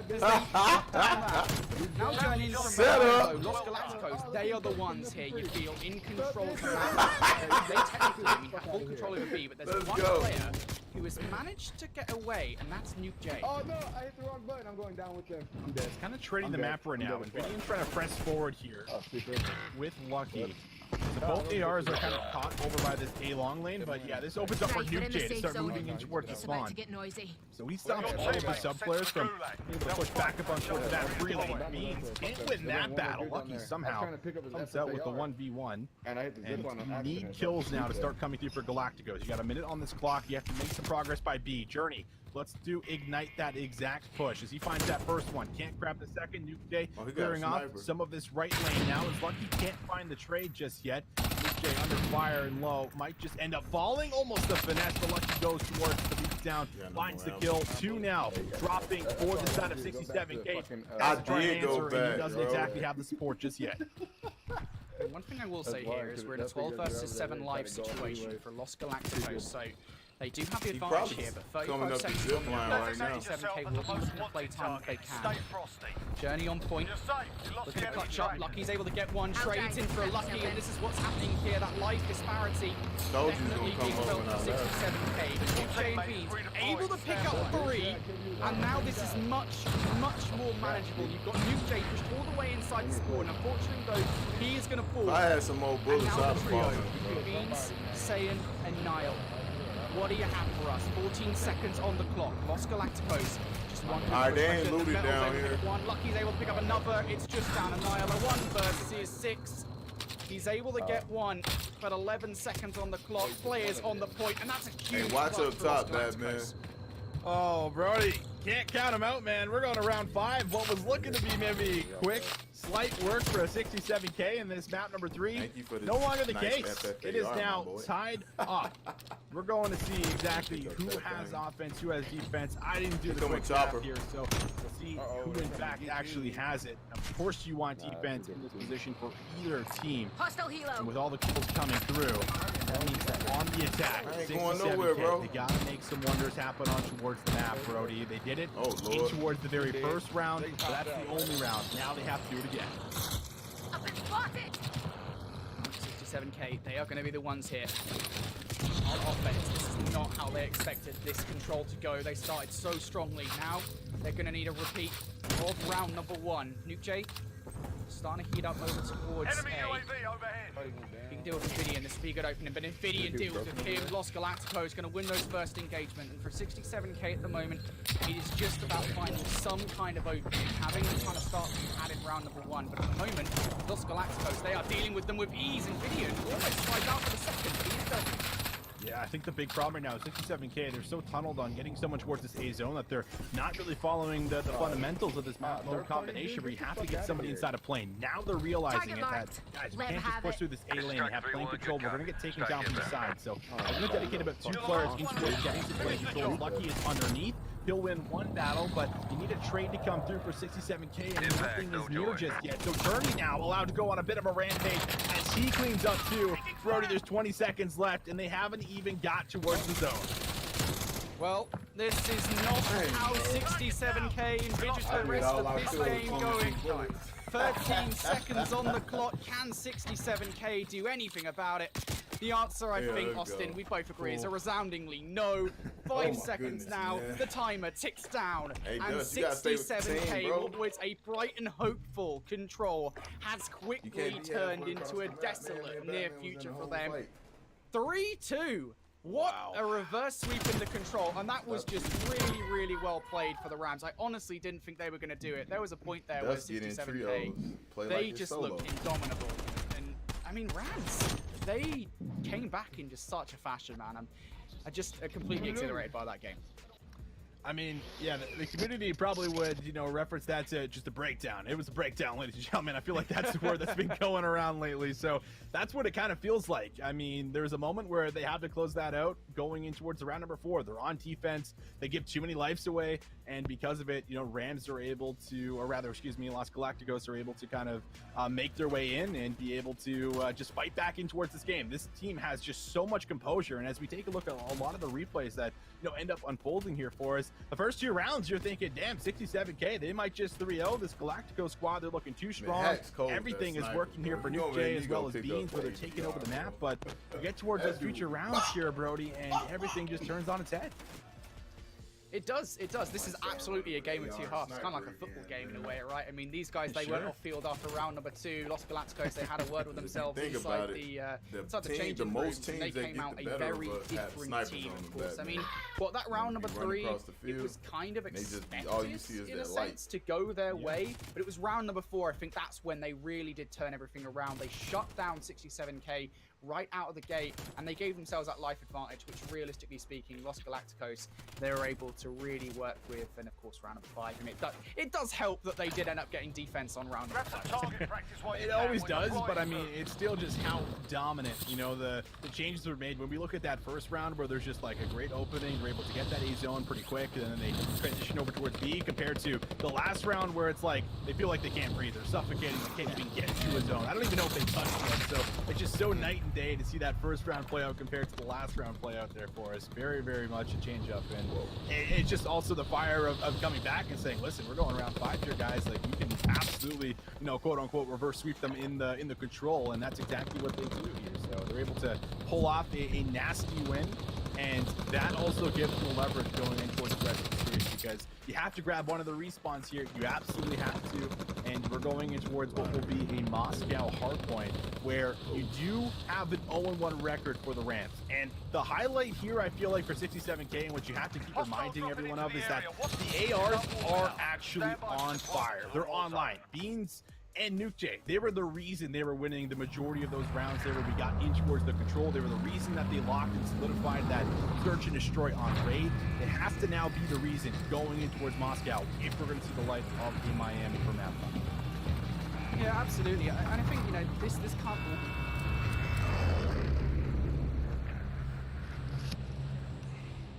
Battle Royale will be put on the ARs. I will say that much. I need to see some good games coming out here from Niall and Sayin. And we've had some moments. I think that much is for sure. Both Sayin and Niall, you know, they have had moments here. Man, they kind of forcing us to do flags, ain't they? But, you know, I need a good performance from them. Oh, man, look at all these flags right here, bro. Like 1,000 of them. Bring that aggression. That's been, I think, a key victory for them What here is in Market the series saying? versus this Los Galacticos roster. So really, I think this is going to have to be not just down to the ARs. But I mean, the question for me here is, you know, 67K. We talk about this quite a lot with these rosters that are maybe less experienced per se, and 67K, they are a roster that embodies that fact. Although they've been around in the amateur scene, maybe, you know, playing under 18 quarters. But I mean, the question for me here is, you know, 67K. We talk about this quite a lot with these rosters that are maybe less experienced per se, and 67K. They are a roster that embodies that fact.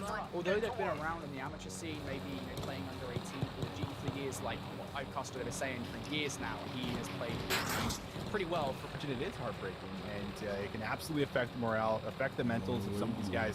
And I mean, the real word that you'd probably be throwing around is frustration, right? Like, that probably should have been your map. You should be 2-1 up, but that's not the case. And it is these moments where we talk about the amateur scene about, all right, are you able to kind of just shake that off, reset, go in towards the map 4, knowing that there are still potentially 2 maps to play? Because that's really the big factor that we talk about between the amateur scene and pro play, right? When you're looking to get into towards pro play, that's something that is absolutely required. I mean, it doesn't matter how good you are. That's something that you have to be able to do here. So that's a factor that we're about to find out here for ourselves going with Moscow. And you bring up a point talking about, yeah, the subs have also been able to help out here and there, but Moscow dominated by ARs, a chance to be able to at least bring a lot of individual play to shut down the incredible team play that the squad brings here for Galacticos is going to be one of the key factors to being able to take these guys down. And if they can get it to Miami, well, we've already seen what they can do in Search and Destroy and how they're able to adapt. So that's just got to be in the back of your head. But first, you got to focus on this Moscow. You got to clean up some of your rotations and have a better start too, right? When you look back on that map one there, Brody, on Garrison, it was a bit of a slow start in the first 2 hills, and then they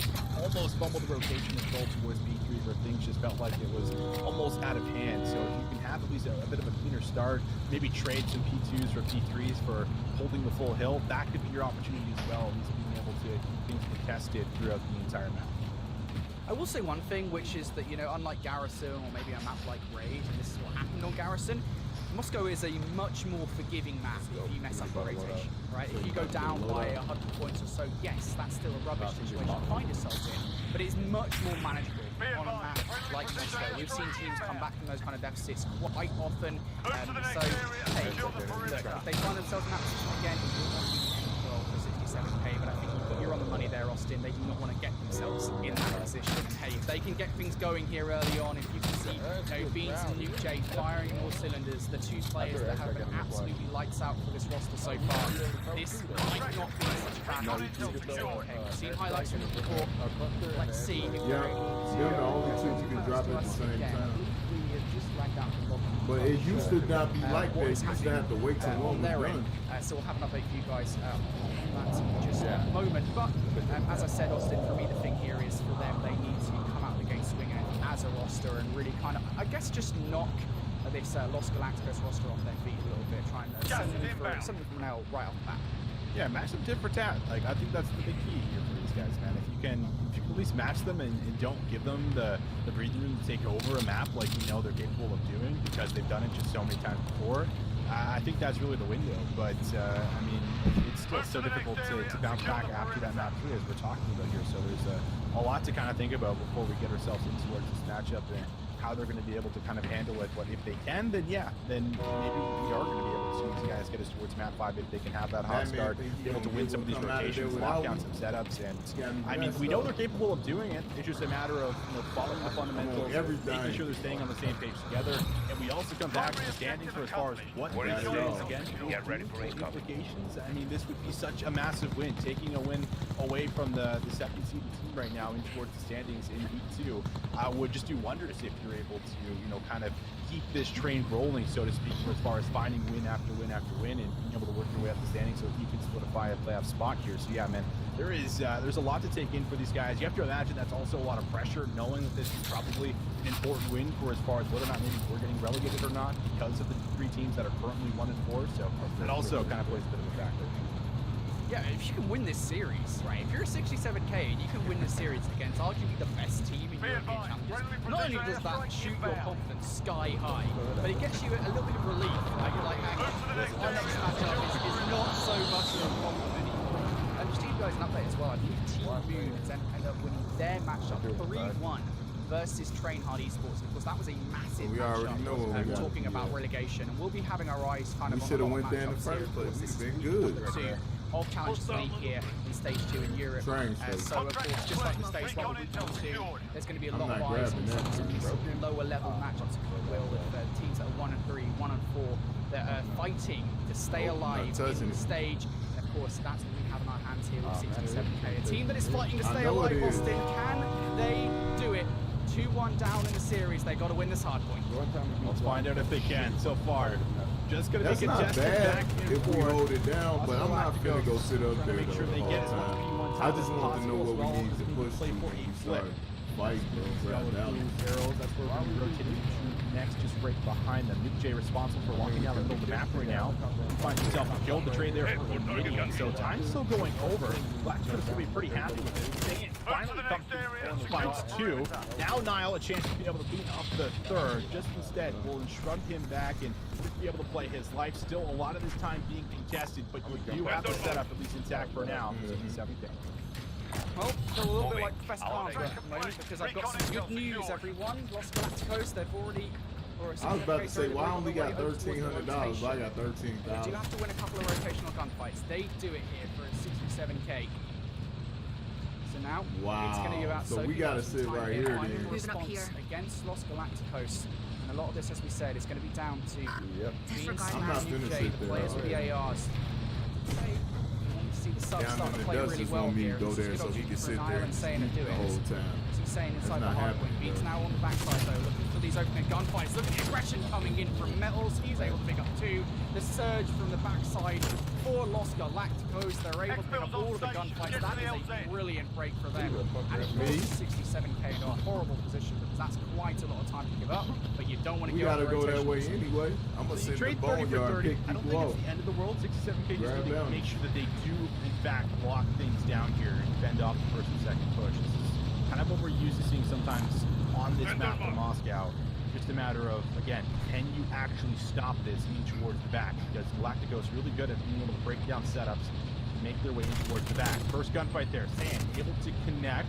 Because that kill comes through first, he should be able to hold his kill cam, but he still manages to spawn out. So this is still a chance to not only hit from the front, but still hit from the back. Nuke J, important role to play right now inside of the library. Able to get himself 1, make that 2. Only 1. Metals will get the trade, but in from behind is going to be Sand, who comes off that middle spawn. He reinforces the back, and he makes sure that they are going to be able to hold on to the time for now. Gas is closing. Get to the new 67K for all the clutch moments they had there. Unfortunately, they aren't in the hard point. The last 25 seconds could well go Los Galacticos' way. And hey, I'm getting a little bit of deja vu here, Austin. Once again, it's one of those situations where Los Galacticos are in for the last 25 seconds of time. 67K, though, they are not content with that. They do not want to give it up, and that's a really smart play call. Oh, no, we got to go well to the aware, LG. actually, of where Los Galacticos are going to be spawning. They know it's essentially nowhere near the street, so they can afford to push that. And, well, it's good gamble. It works in their favor as now they're in control of the Boulevard hardpoint. Los Galacticos gonna have to go for a three-pronged attack.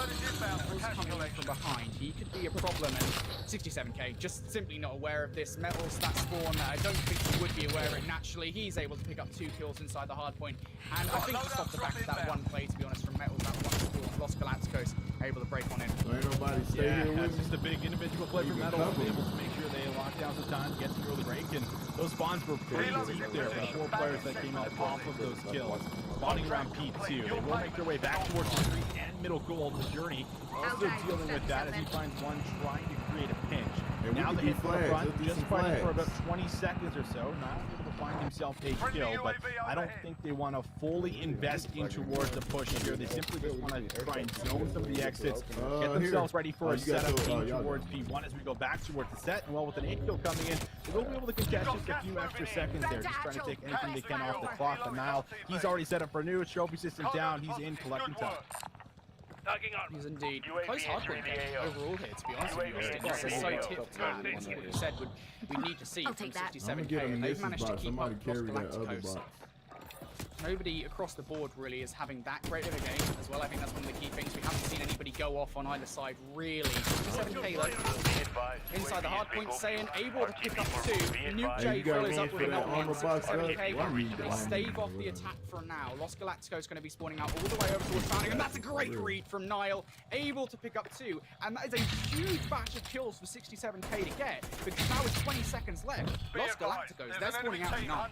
That's right, and this is actually just such a crazy adjustment because that's the situation that we got last time when we were looking at the P1 hill, except it was Los Galacticos actually controlling the time on P1. This time, it's just great Eski's control that comes here for 67K that allows them to be able to constantly hit from the side, find these kills, but now they need to hold on towards the spawns, and Metals has been able to at least break on through initially. The kill will come through there for Beans, but a quick trade right after. We saw them last time, it's the 30 seconds they were able to break each towards the back.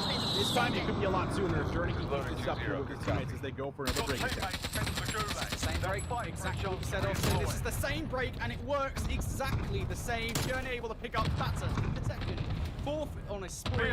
If you can get number 5, maybe try to look towards streaks. Surely not Journey! Somebody shut down Journey, for heaven's sake now, on his 6. Looking for a number 7. What's going to play his life? He knows that these streaks could well be the difference between a win and a loss and closing out the series here in game number 4. He's not going to do it. Journey has been shut down, and that is a huge I never got my for ghost class, did I? 67k to make, despite the fact that they did not get all the time they wanted off that hard. That's just so wild. I mean, a really important hill too, because P1 is just so favored for 67k. You needed some crucial time to bounce back, so you're keeping this in just about 20 points here for yourself. Not out of reach. They ain't able to grab himself one, but the trade comes to you right after. Now it's up to Nile to kind of pick up the slack and stop this push from coming in from behind. Invidia going to do a little jump over, but Nile's going to see the stun come through. It still wins the gun. Stand by. Move to the next area and secure the perimeter. You want to push that team? Fight. Saiyan also comes off that respawn, and they're able to deal with the pressure in towards the back. So this time they won't be broken from the back. Los Galacticos, they now have to think, do we want to break this from the front, or will we try one more time to go to the middle? UAV entering the AO. For 67k, they've given themselves a lead here. Los Galacticos, they're going to want to break in, but they simply can't. All of the gunfights are just going 67k's way. We go push them, and the more Batman. time you spend on this hard point, the less Why is time he you spend on doing the a flag? rotation. Los Over there on the Galacticos orange can be pin. well aware of that fact. They're going to give up They this on the last ground, 15 too. seconds, but what a huge hill that was there, Austin, for 67k. And now, even bigger is this rotation. Los Galacticos, they are down by about 60 to 70 points. They need to win this one. I'm going to push. So far, the rotation, it's not looking too bad for 67k. They clean up 2 as soon I as they never make hit- their way onto No. the street.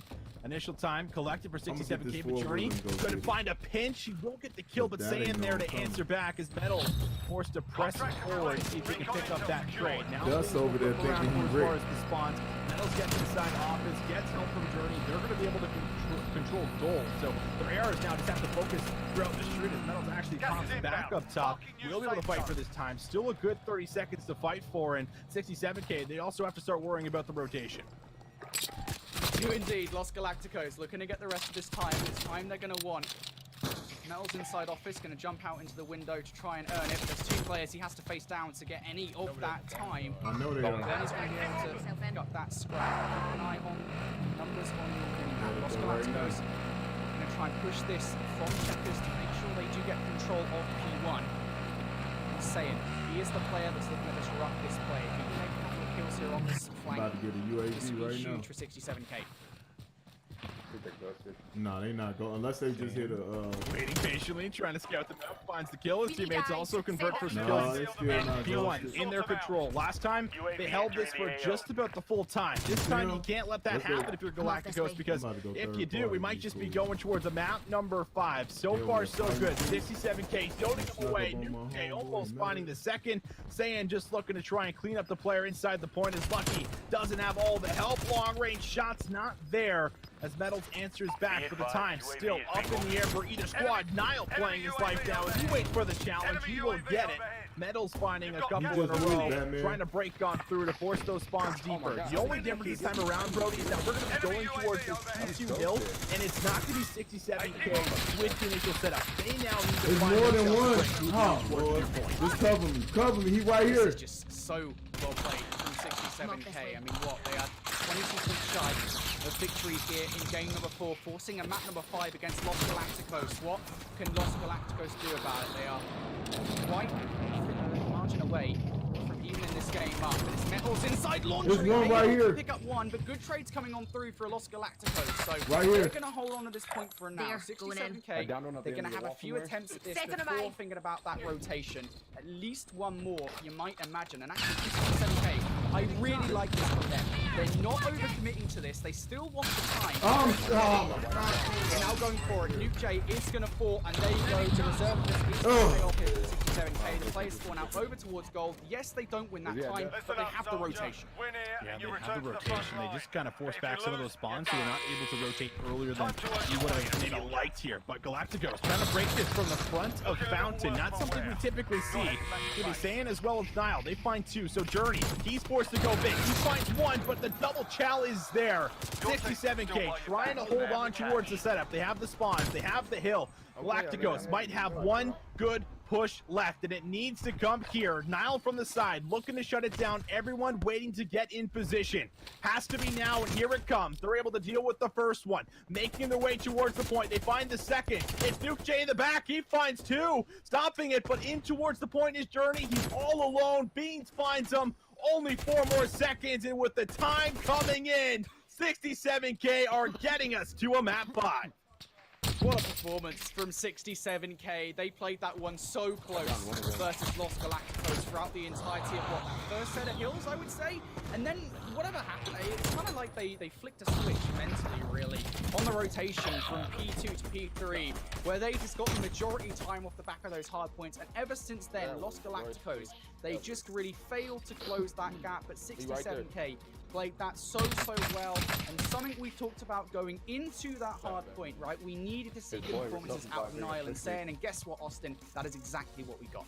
We did. We got it. It was just a collective effort. I feel like everyone had individual moments there. And the big factor, I think, for me was the fact that we saw the first hill for Galacticos just be so dominating, and they got so much time off of it that they got the lead once they broke about 30 seconds in towards P2. We went towards that second and third rotation. That was really the factor for me where I'm like, damn, these guys are actually now holding down P1 as well as winning this rotation towards P2, at least for that second set of hills. And that was the breaking moment where we started to see them at least take a big enough lead where they could comfortably make moves around the map and be able to rotate early while giving over some of that time and still be in control. But yeah, a very close map here as you take a look at these replays, Brody. Just a lot of big moments, now controlling as good, and then we had a couple of massive breaks for Galacticos in towards the back where they did it the same way both times and managed to break in for the last half of the 30 seconds here, which is what allowed them to stay in for as long as they did, but not enough when it came down to the end.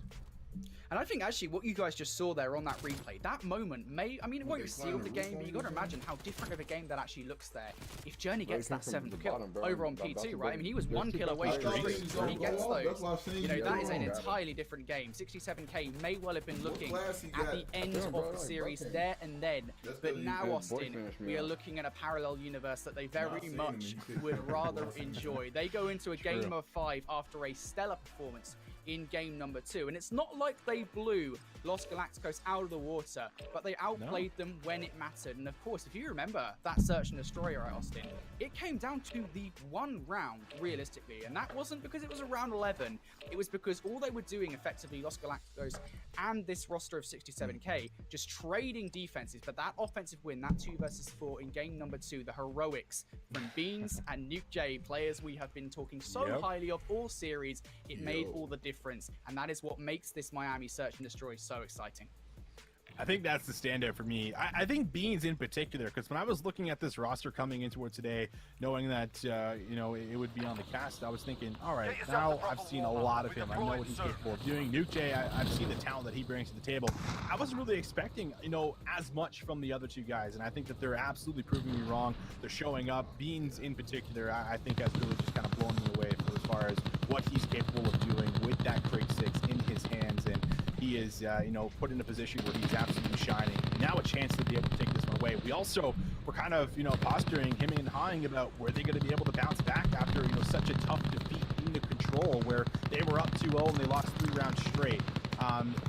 They absolutely answered that one too for us, Brody, because they bounced back hard, they bounced back fierce, and the search and destroy that we did see there in the map number 2, it felt like there was a bit of creativity thrown in towards the mix. Well, Miami, it is a much bigger map, a lot more room to be able to pull out some creative plays. So I just don't know what to expect going in towards this one, because we know Rams are usually pretty good in the game number 5s. I would usually be betting on them, but with the way that all these individuals are playing right now for 67K, I feel like it's totally up to them.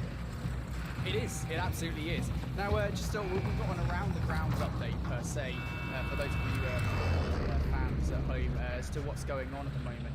And actually, Elite 2, another team in this relegation situation, just beat August 3-2, avoiding a reverse sweep. That puts so much more weight on this game for 67K. You know, of course, because we've just seen Elite 2 pull off an upset.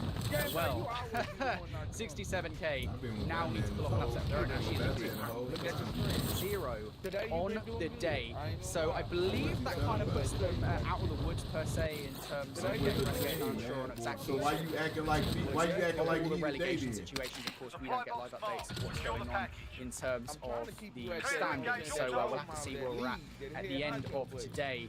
But again, Austin, this makes this matchup all the more important. If you could pull this win off, it would be huge. Oh man, it's just, it would be so incredible. Like, it's just such an important one.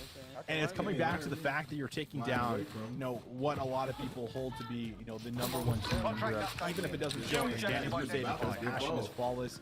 That was a close, tight series they played against each other, going the distance to a map 5. So yeah, I don't think that, you know, you could necessarily, one, count them out, but two, if you can at least get this win for 67K, it does wonders for as far as what you might be able to do for as far as making waves throughout the rest of this stage 2 here, and as well as future matches as well. So it would just mean so much to these guys. I can probably say that with confidence for sure. It's just a matter of actually doing it and pulling it off, right? Because it's one thing to know in the back of your mind that this is a really important match and there's maybe a lot of pressure on it, and you've at least got it to the distance and you have a chance of being able to take it.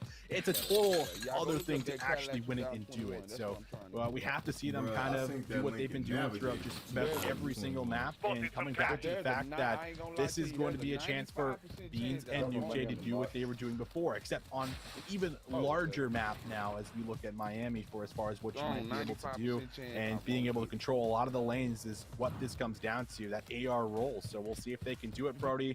It's going to be a lot. I'm hyped for it. I'm ready for it. This is an upset that could potentially come through that I don't think anybody was expecting, but it still needs to happen before we can call it, and we're about to get into it. Absolutely, this is a completely unexpected situation. That much is for sure. You know, I was, I'll be honest, I'll be completely honest, I was absolutely in the group with like, well, this is going to be a 3-0 for Rams. You know, Los Galactic. Yeah, I mean, I'd written this off before we even got into the series, to be honest, for 67K, for which I apologize, 67K. I'm sure I'll get an angry, sort of angry-ish DM saying about it, telling me how much of an idiot I am. And you wouldn't be wrong to. You wouldn't be wrong to saying, but now you have to finish it off. A game 5 to make sure you stay alive here in stage 2 of Challengers Elite. What an elite stage it has been for this 67K roster, a team that we didn't really expect to see here, but they've made quite the impression, and now they start things off on the offense. No, we will. Sure do. And well, lots of nades coming through. No stroke assistance being available. Turtle finds himself an easy pickup. Now, you gotta hide the toes, brother, but the nade finds him instead. That means that 67K, they're gonna lose 2 off the bat, but maybe Beans a chance for a 2-piece. Will fall short. Saiyan now forced to make a play. It would have to be a 1 versus 3, and he's only got about 30 seconds to do it. I just heard too mean. He's got so many problems here to deal with. Got 3 problems, and well, they're pretty much all of them. Los Galacticos, a heavy B hold there from them, and I really do like that play call. You know, stacking all 3 players effectively onto B, and then having one player watching both mid-map and A. Good start for Los Galacticos. Now, how does 67K respond? They get a defense of their own. Want to try and respond to it. Don't let Galacticos pick up a couple of rounds in a row. They're going to have to start playing a lot more riskier and have a lot more freedom on the map in general, no matter what side it's on. Lucky, he's just going to be responsible for watching this cross. And Lucky actually not going to switch towards an AR. I was maybe half expecting that, but he's going to hold on towards the sub and expecting something up close there on the side of Piano. NukeJ gets some info up top there on towards Invidian. Shots come back to the beach side. This should give you the info that they are looking to try and get the bomb down by A, and before they know it, Journey might actually make it happen. I ain't gonna lie, I would never do it. I'm now down, advantage well in Los Galacticos' favor here in this round. 67K, you're gonna have to pull up a 2 versus 4, and it's not exactly uncharacteristic of them, but now a 1 versus 4. Beans left up. Look, we've been hyping up Beans quite a lot here, Austin, but I don't know if he's capable of 1 versus 4, and I'm pretty sure Los Galacticos, well, they're certain that he's not. Up that round. Good adaptation from them there. Yeah, interesting statistics here. 2-0 right now for S&D for the side of this Galacticos roster. 0-2 for 67K on Miami. So yet to find a win so far on this map is 67K. You want to try to make that happen. Of course, if you can do it here, it would just make all the difference for as far as what might end up playing out here for us by the end of the day when we take a look at the standings. But have to find a round. You feel like in towards round number 3 right now, already 0-2 down. Bean's going to switch towards that Craig and towards the middle of the map here. Looking for just a bit of info. Shots come through there for Metals. Almost finds the kill. That would have been a big one because Nile is the bomb carrier, but he's able to at least get to safety, play his life, get the regen in as Los Galacticos also probably get some decent info that they are looking to make a play by A. So everything just comes to a halt here for now. Slow game for these two at the moment. 67K, they know if they lose this round, well, not in the best position are you in this game number 5. So they know how important this one is. Very little map control. Bean's going to have to sliver away from Journey. The problem for him here is he is facing down 3 players. Lucky's going to finish him off, and now 67K, a man down. They do not have any control of either A or B. They do have one player inside the garage. That's going to be saying. Well, it's the Marine Recon team. He gets this kill on Journey. It could open up the situation, but Metals takes him down from the jump. Now 15 seconds on the clock for Nile and Nuke J to pull off 2 versus 4. Nuke J's going to pick up 1. But time really not on their side here. Los Galacticos going to immediately surely check this. Nuke J though with the cover. Able to pick up 1. Looking for the second. Won't find it, but it's a good comeback here from Nvidia and Lucky. It's not another 2 versus 4 for a 67K. Los Galacticos can wipe the sweat off their brow. They sure can, and this is also going to put Lucky closer and closer to where Streaks 4-0. Gets himself the defuse here too, so just about 3 rounds in. That's also something you have to worry about, and struggling to get a round on the board here early is looking to be a bit of a with Nuke J's play as he's able to find that kill, and he reads with that smoke. Hey, granite chopper, that smoke right there. Towards Metals, almost makes a play on towards the 3rd here, which is Nvidia, but just can't find that gunfight. That could have been the difference maker, perhaps not because Lucky was coming in from behind, but hard to say. 67K down 3-0 here, Brody. You need rounds to come through. It's Miami, a map that is very difficult to kind of get a grip on, especially when you're down early because of the freedom the team has when they're ahead. And well, you feel like you definitely need that round to come through here on round 4. Hey, right here, go right here. I'm gonna drop that. Nah, never mind. I was gonna drop that loadout back there and leave it there. And find a comeback. Currently, pretty much all players struggling across the board. For Los Galacticos, though, you'd expect them to play this one a little bit more reserved. They know, of course, as mentioned, Austin, that Lucky's going to be close to Streaks. So we'll want to play that as much as they can. If that means giving up a round or 2, won't be the worst thing in the world. They go a card, it's theirs too. Look. Card just got out. Craig trying to go for some long range shots. He gets a little bit low here. A bullet. Good shots. It's actually Nile. Takes the reach out, no hesitation. Finds Nvidia and says, I can do it with a sub, I can do it with an AR. It does not matter. Now Galacticos. Difficult spot. You have to make this push happen. Sand. Good spot to be in as he finds 1. Trying to play his life. Beans finds Lucky and Metals. Yeah, he's forced to make a play here. This should be good for the round as it is. Sand finds 2. 67K. Flawless round to get themselves on the board. Huge round. I mean, just for many reasons, right? I mean, first of all, you're not 4-0 down. Otherwise, that would have been a really horrible position to be in. Of course, you stop Lucky from earning any streaks. So, not necessarily out of the woods just yet. 67K still have quite the distance to go. I'm dropping it up there and leaving it here. They now go on the offense. Drop it in the middle then. There. Just to see what they're able to do here, to be honest. I'd really like to see some heavy aggression straight towards B. Again, this is what we kind of talked about going into map number 2, right? 67K. They can throw Los Galacticos off. It would be huge. But instead, it's Los Galacticos who have come up with the aggression. Oh, no, they take over mid-map just about immediately. And that's good info because you know that Journey's likely not doing that play alone. So it's either combined with the top piano hit or it's someone with them. But Sand finds that first one on the Journey. Was just positioned a little too aggressive. Now it's coverage well. Maybe an angle to drop down and create some havoc in from behind. Where a couple of players are use their numbers advantage, but Nuke might just be caught. Does get to cover behind the box. They now know where what he is for sure. Bombay comes through, and there is the push in from behind, as well as Metals dropping. This leaves Nvidia all alone and what would have to be a 1v4.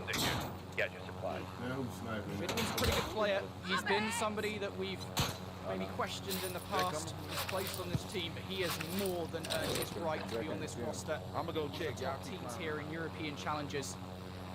Can he pull off a 1 versus 3 though? That is a different ask entirely. And I think for him here, actually, 25 seconds on the clock, he is playing this one effectively as well. You know, I'm on the, I know, not the worst position in the world, but I think he knows that Saiyan's on a hard streak, or at least that 67k may be working towards streaks. So just gonna play this one really passively, and hey, you might even get Saiyan off that streak, and that works out perfectly. I don't know if that was exactly what Nvidia was intending, but it works out in the end. He's not going to win the round, but he does have some damage control.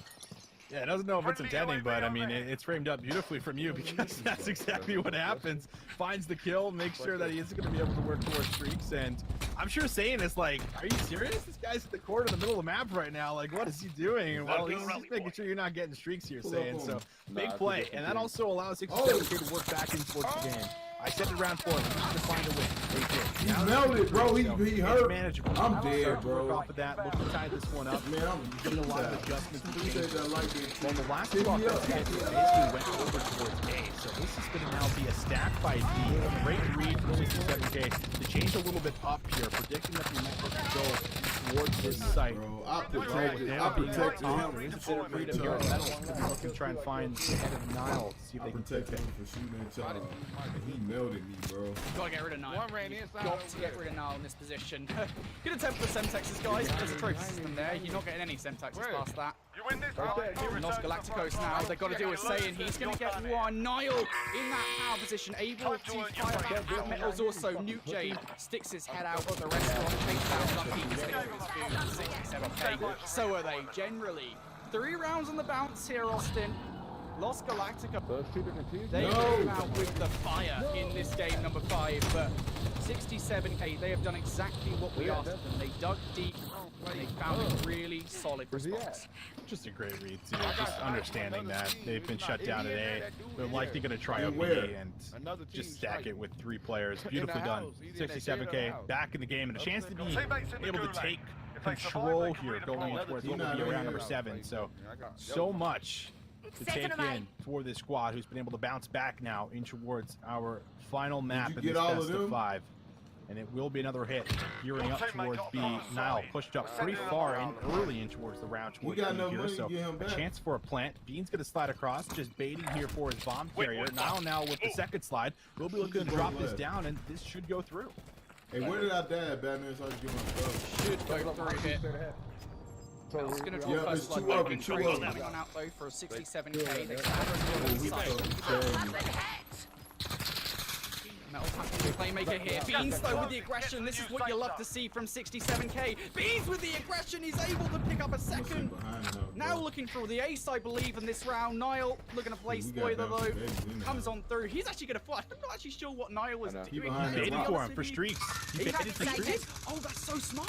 That is so smart from 67k. Now 4 rounds in the bout and Beans only 7 streaks. How streaks work with what a resurgence from the team. Yeah, I love that play. It's just realizing that so close. He gets info on Journey. He goes for this challenge and then gets it with his life. Challenges Journey again and finds him and takes him down and then slips through with his life. Just Bean's doing it all, man. Like I said before going in, like he has shocked me the most in this best of 5. A player that I wasn't highlighting coming in towards this roster for 67k has absolutely blown away my expectations on him. He has really shown up here for us, and that is also 4 rounds in a row. You have an artillery to work with, and if you find one more kill, you're going to have a cruise missile. Everything is just looking great right now with your 67k, and if you're Galacticos here, Brody, you're looking to find a response round. You had him, bro. I killed him and jumped out the window and killed the other dude. This is just crazy. This is a crazy search and destroy here. Remember, folks, there's so much stakes on the line here. 67k, looking at stave off relegation with this match win. Could you imagine that? Los Galacticos I mean, they're not looking too toasty, to be fair, in the standings at the moment. They're scoring 1, but they would like this win to effectively solidify playoffs. Saiyan, gonna kick off with that first blood. Los Galacticos, though, come in with a trade. That's going to be Journey. Still have their heart set on a B push. Journey taking down that trophy system. It's going to let 67K know that Journey is here. But Journey runs them off the bomb site. 67K now in a 2 versus 3. Looking to put a stop to this, but they won't. All the streaks used here. I think this is interesting by Beans. He's gonna come over the wall right to him, finds the kill, and well, they get information on the last 2 as well. It's just about playing and isolating Lucky inside the garage. Lucky looking to turn and burn, won't happen. Nile picks up the kill. Invidious, who was spotted across the map, has to get to this bomb, and I don't think he gets here in time. The shots come through. 67K stick to the fuse, and they have taken 5 rounds in a row, Brody. This is insane. This is just insane, Austin. This shouldn't happen. This should not happen. Los Galacticos, they have been broken down here. And what a 2 versus 3 that is for a 67K. A very frustrating one for Los Galacticos. We have whales here. What on earth is happening? 67K, I mean, they used the streak. You and I, we were kind of questioning it, but hey, that was so smartly played from 67K. I've got to say that play as well from Beans here. It's a small one. He comes out with a Milano straight up spawn, just so he can get on the map quicker and then switch to his Frig 6. And it works out perfectly as 67K now on the offense, looking to close out this game, Austin. 8 in a row for Beans. The cruise missile, when do you look to use it? And look where everyone's playing. Everyone's close to cover, so they know. They know that cruise missile is lying in the waves, and you don't even necessarily have to use it here. You're still up by quite a bit.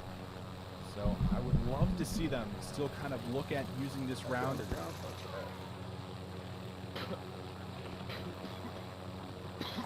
Anybody need this? I hope ain't nobody on you, bro. I wouldn't be surprised. Your teammate has been marked as a high-value target. Keep him protected.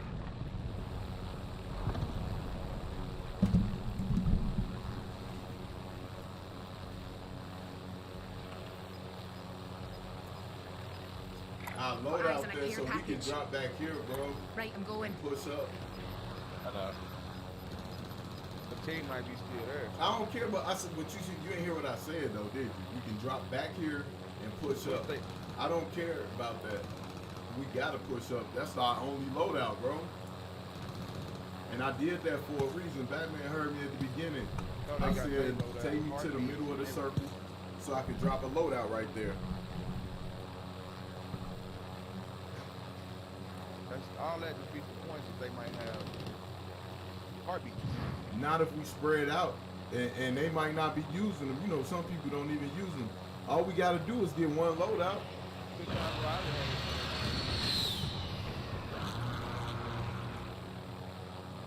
That's all we got to do is get one.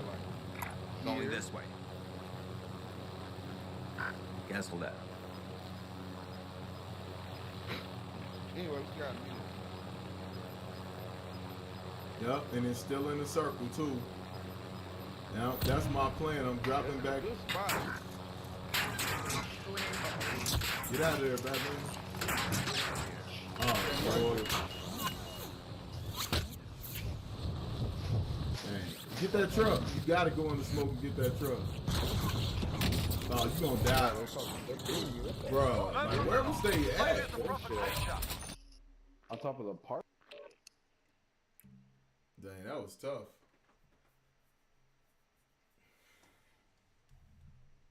That was super tough right there. That was something like Superstore right there. What? Hey, we're gonna drop, man. I want to go to the boneyard, man. I wish the circle would end toward that way.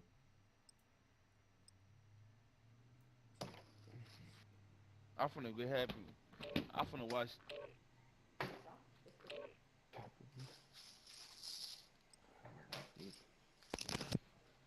Said I hear someone else on your stream. Ain't nobody else on my stream, T.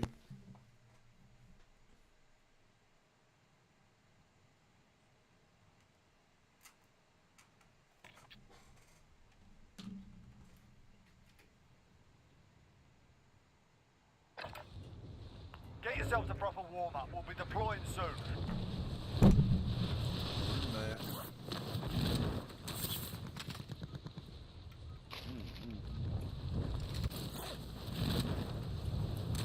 Alright, we got these games. We just gotta stay close. Enemy dropping into the AO. Go down, let me see what you got, boy. That gun's so slow to run though. Okay. Rick, you play Fortnite. Why are you on Call of Duty? There you go. There you go. Ah, man.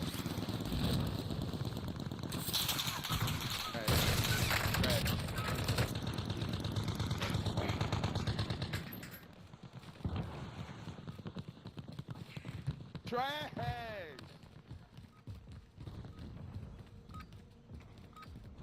Playtime's over, mate. What you say, Rick playing Fortnite? Enemy dropping into the AO. He was right here playing the practice mode. And he used to be kind of good at it. Oh, you talking about baby Rick? Now he tried. Yeah. You trying to be like his daddy? What's wrong with that? Unless he got everything wrong with him. He already played the game. Break his Xbox.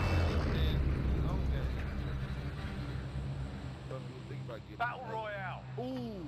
Alright, soldier. Mark a drop point for your team. DZ Avoid marked. the gas. Let's Get to have the at safe it. zone. I'm going to your house. Somebody got a PS5 for sale right now. Yeah, go ahead and get one, bro. PS5 though.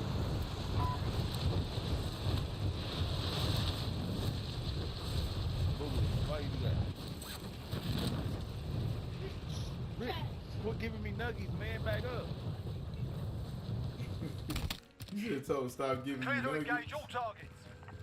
Yeah, he did it the first time. It kind of made me mad. I ain't say nothing. He a big, he's a grown boy. Boxing everything. Hostile dropping into the area. Watch the skies.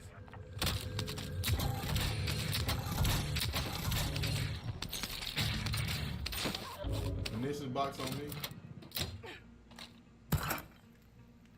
Bit of body armor here. Where you at?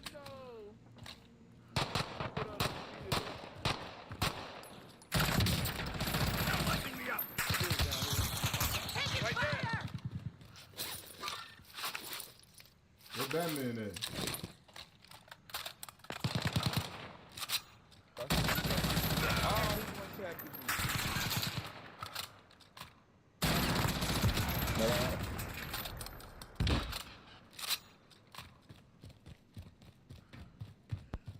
Come on, man, go in there. Your teammates in the gulag. If they survive, they can redeploy. Yep. Move. If I lose, that's on you.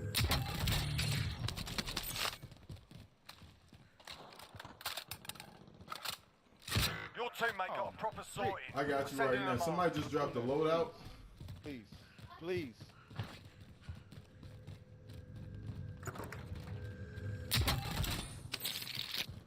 Batman, man, we don't need 1300. Put it back. You hurt somebody with that?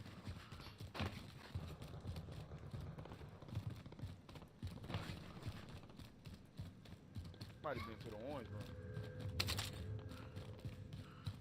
That was me. Look at the money. Went to with that. Yeah, I know. That's what I'm saying. Yup, got it. Oh, I need 100 more. Each one, I think it's a stack in front. It is. I can get my boy back and get a load. Watch them buyback. When I say people buy loadouts quick here, I heard the loadout I think drop. you're gonna hear something drop.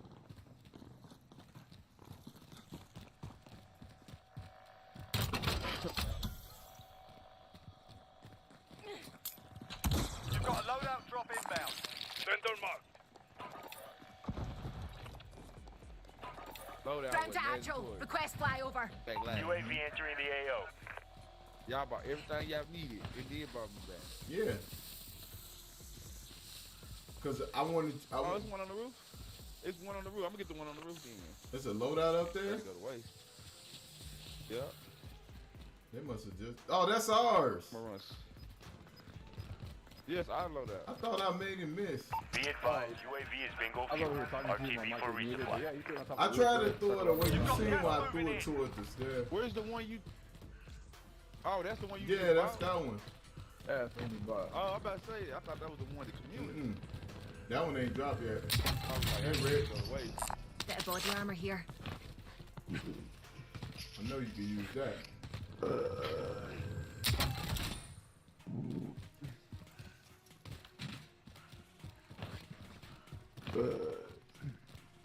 Hey Rick, I took out both of them for you too, my guy. I wasn't gonna let them do you dirty. Oh, you killed What it? did I? Hey Batman, where that rope? Oh, I see it over here.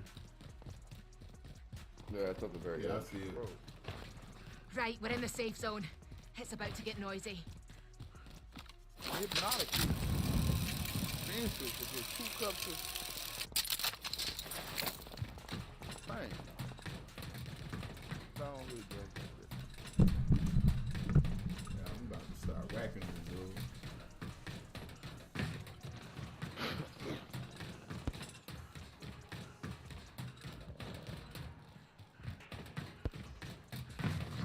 Bought somebody back right below us. They did? Oh, right below you? 2 of them, yeah. Where's his boy? I don't know. Hostile dropping into the area. Watch the skies. Ooh, I broke him. That's just... He must have dropped over there by you.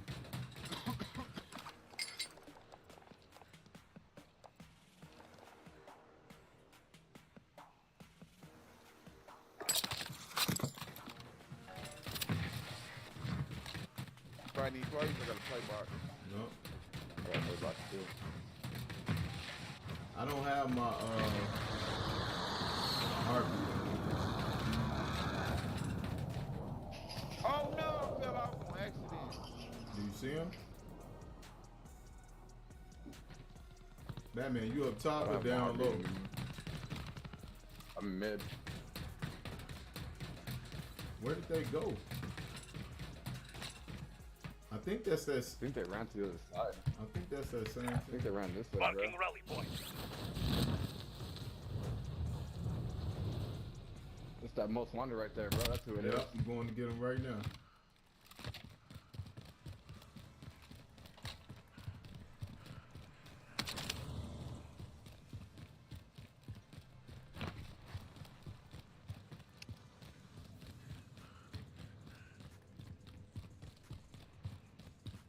Is he on the bottom level? Hold on, let me mark him. Target sighted. He is in the bottom Sure of the field. is. He's like in the field. Him and his whole team. How many? Stadium's fucking big stuff. Oh no, he bought somebody back, so it might be all 3 of them.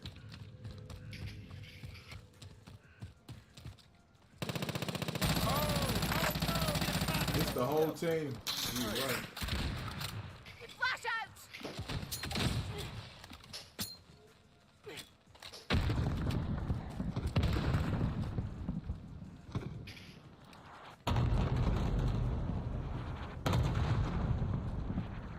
Are they on the ground? Yeah, I think no, you can't go on the ground. Remember? He just shot me on these steps right here. Moving. I don't even see him, bro. It looks like he's on the ground, so I don't see him.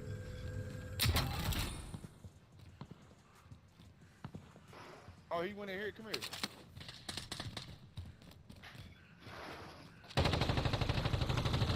I got one down. Enemy UAV overhead. One down, one broke. Get the fuck out this window, dude. Damn. Oh, throw something in there. Tear gas out! All right, I've got you. Throw another tear gas. One Come thing down, is watch marked. the door. Hold it. Hold it. Hold it. One more. Thank you. Woo, thank you, bro. I thought Batman was gonna let me go out like a star. I was like, man, I just brought. I'm like, oh, I got one down.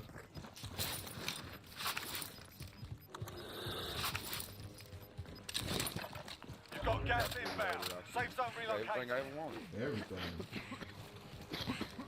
Hey, you like how I threw that coughing gas at him? So they. Yeah, it was perfect. You can't get Yeah, they couldn't come out. They couldn't come out. Anybody need this? Somebody has. I'm about to go get a munitions box. I'm pushing my ghost. I got a munitions box over, bro. Yeah, I'm going to get No, my I don't. ghost. Yeah, dude. I'm going ghost. I got a munitions. I'll have niggas. Orange box, okay. Satchel for my boy Dust. Body armor Okay. here. Right here.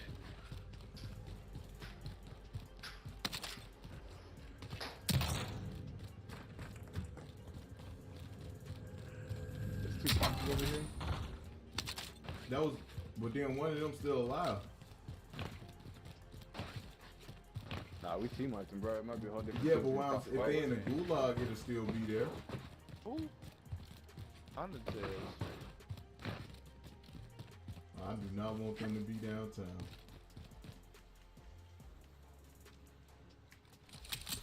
Saying it like you know how to spell it. Man, give me this before you hurt me with it. Oh no! I got the wrong class. I'm getting melted. Up top. Look, the red dot, bro. Like, I got you. my goodness. Like, you like where? I'm like, the red dot. Losing ground. Anybody got smoke or something? Enemy UAV overhead. Stay up there jumping. I downed one.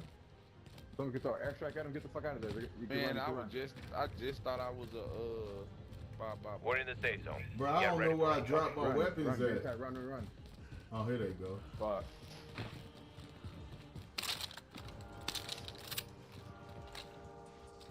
And then just for that, y'all ain't getting y'all loadout.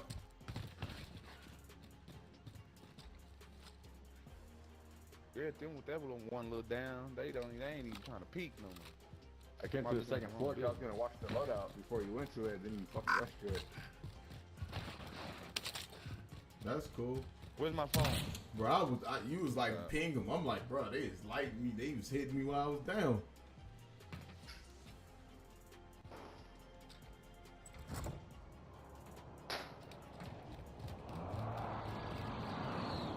You guys throw airstrike at him? Nope. Another team used that. Welcome back to Domestic Turf, Call of Duty fans. It's late night here on the Challengers Elite Series, but more importantly, it's time for round 2 of day 2. We got North America up now, and you guys know the deal. It's us 3. I'm your host, Spaceman. Those are my analysts and commentators, Fox and Allie, and this is North American time. It's an exciting time to be a North American fan. It's an exciting time to be a Call of Duty fan. But first, Fox, welcome back from the break. We got some interesting matches coming. More importantly, let's just look at the standings. And after you tell me how wonderful you're doing, talk to me about the standings we have for North America. I'm feeling good. We take a look at our standings for North America. Western and Eastern, we got both sides, both cardinal directions, left and right at the top 2. Just behind them, we see Fantastic Four UT Crew with an upcoming match tonight, as well as Built by Gamers. Rounding it out at the bottom with Higher, Subliners Academy, and Aerial Arise. I'm sure everyone predicted to see Subliners Academy so far at the bottom. And not only that, but 1-6 in map round. Yeah, that is a big storyline that, of course, we will discuss further. And as that matchup eventually comes to our screens, we'll actually go in depth with it. But, Allie, UT Crew and Built by Gamers, they're both playing each other. So guaranteed, let's just say everything else null and void. The winner of this matchup is guaranteed at least 3rd place in the group, and that's just assuming that everything else stays the same.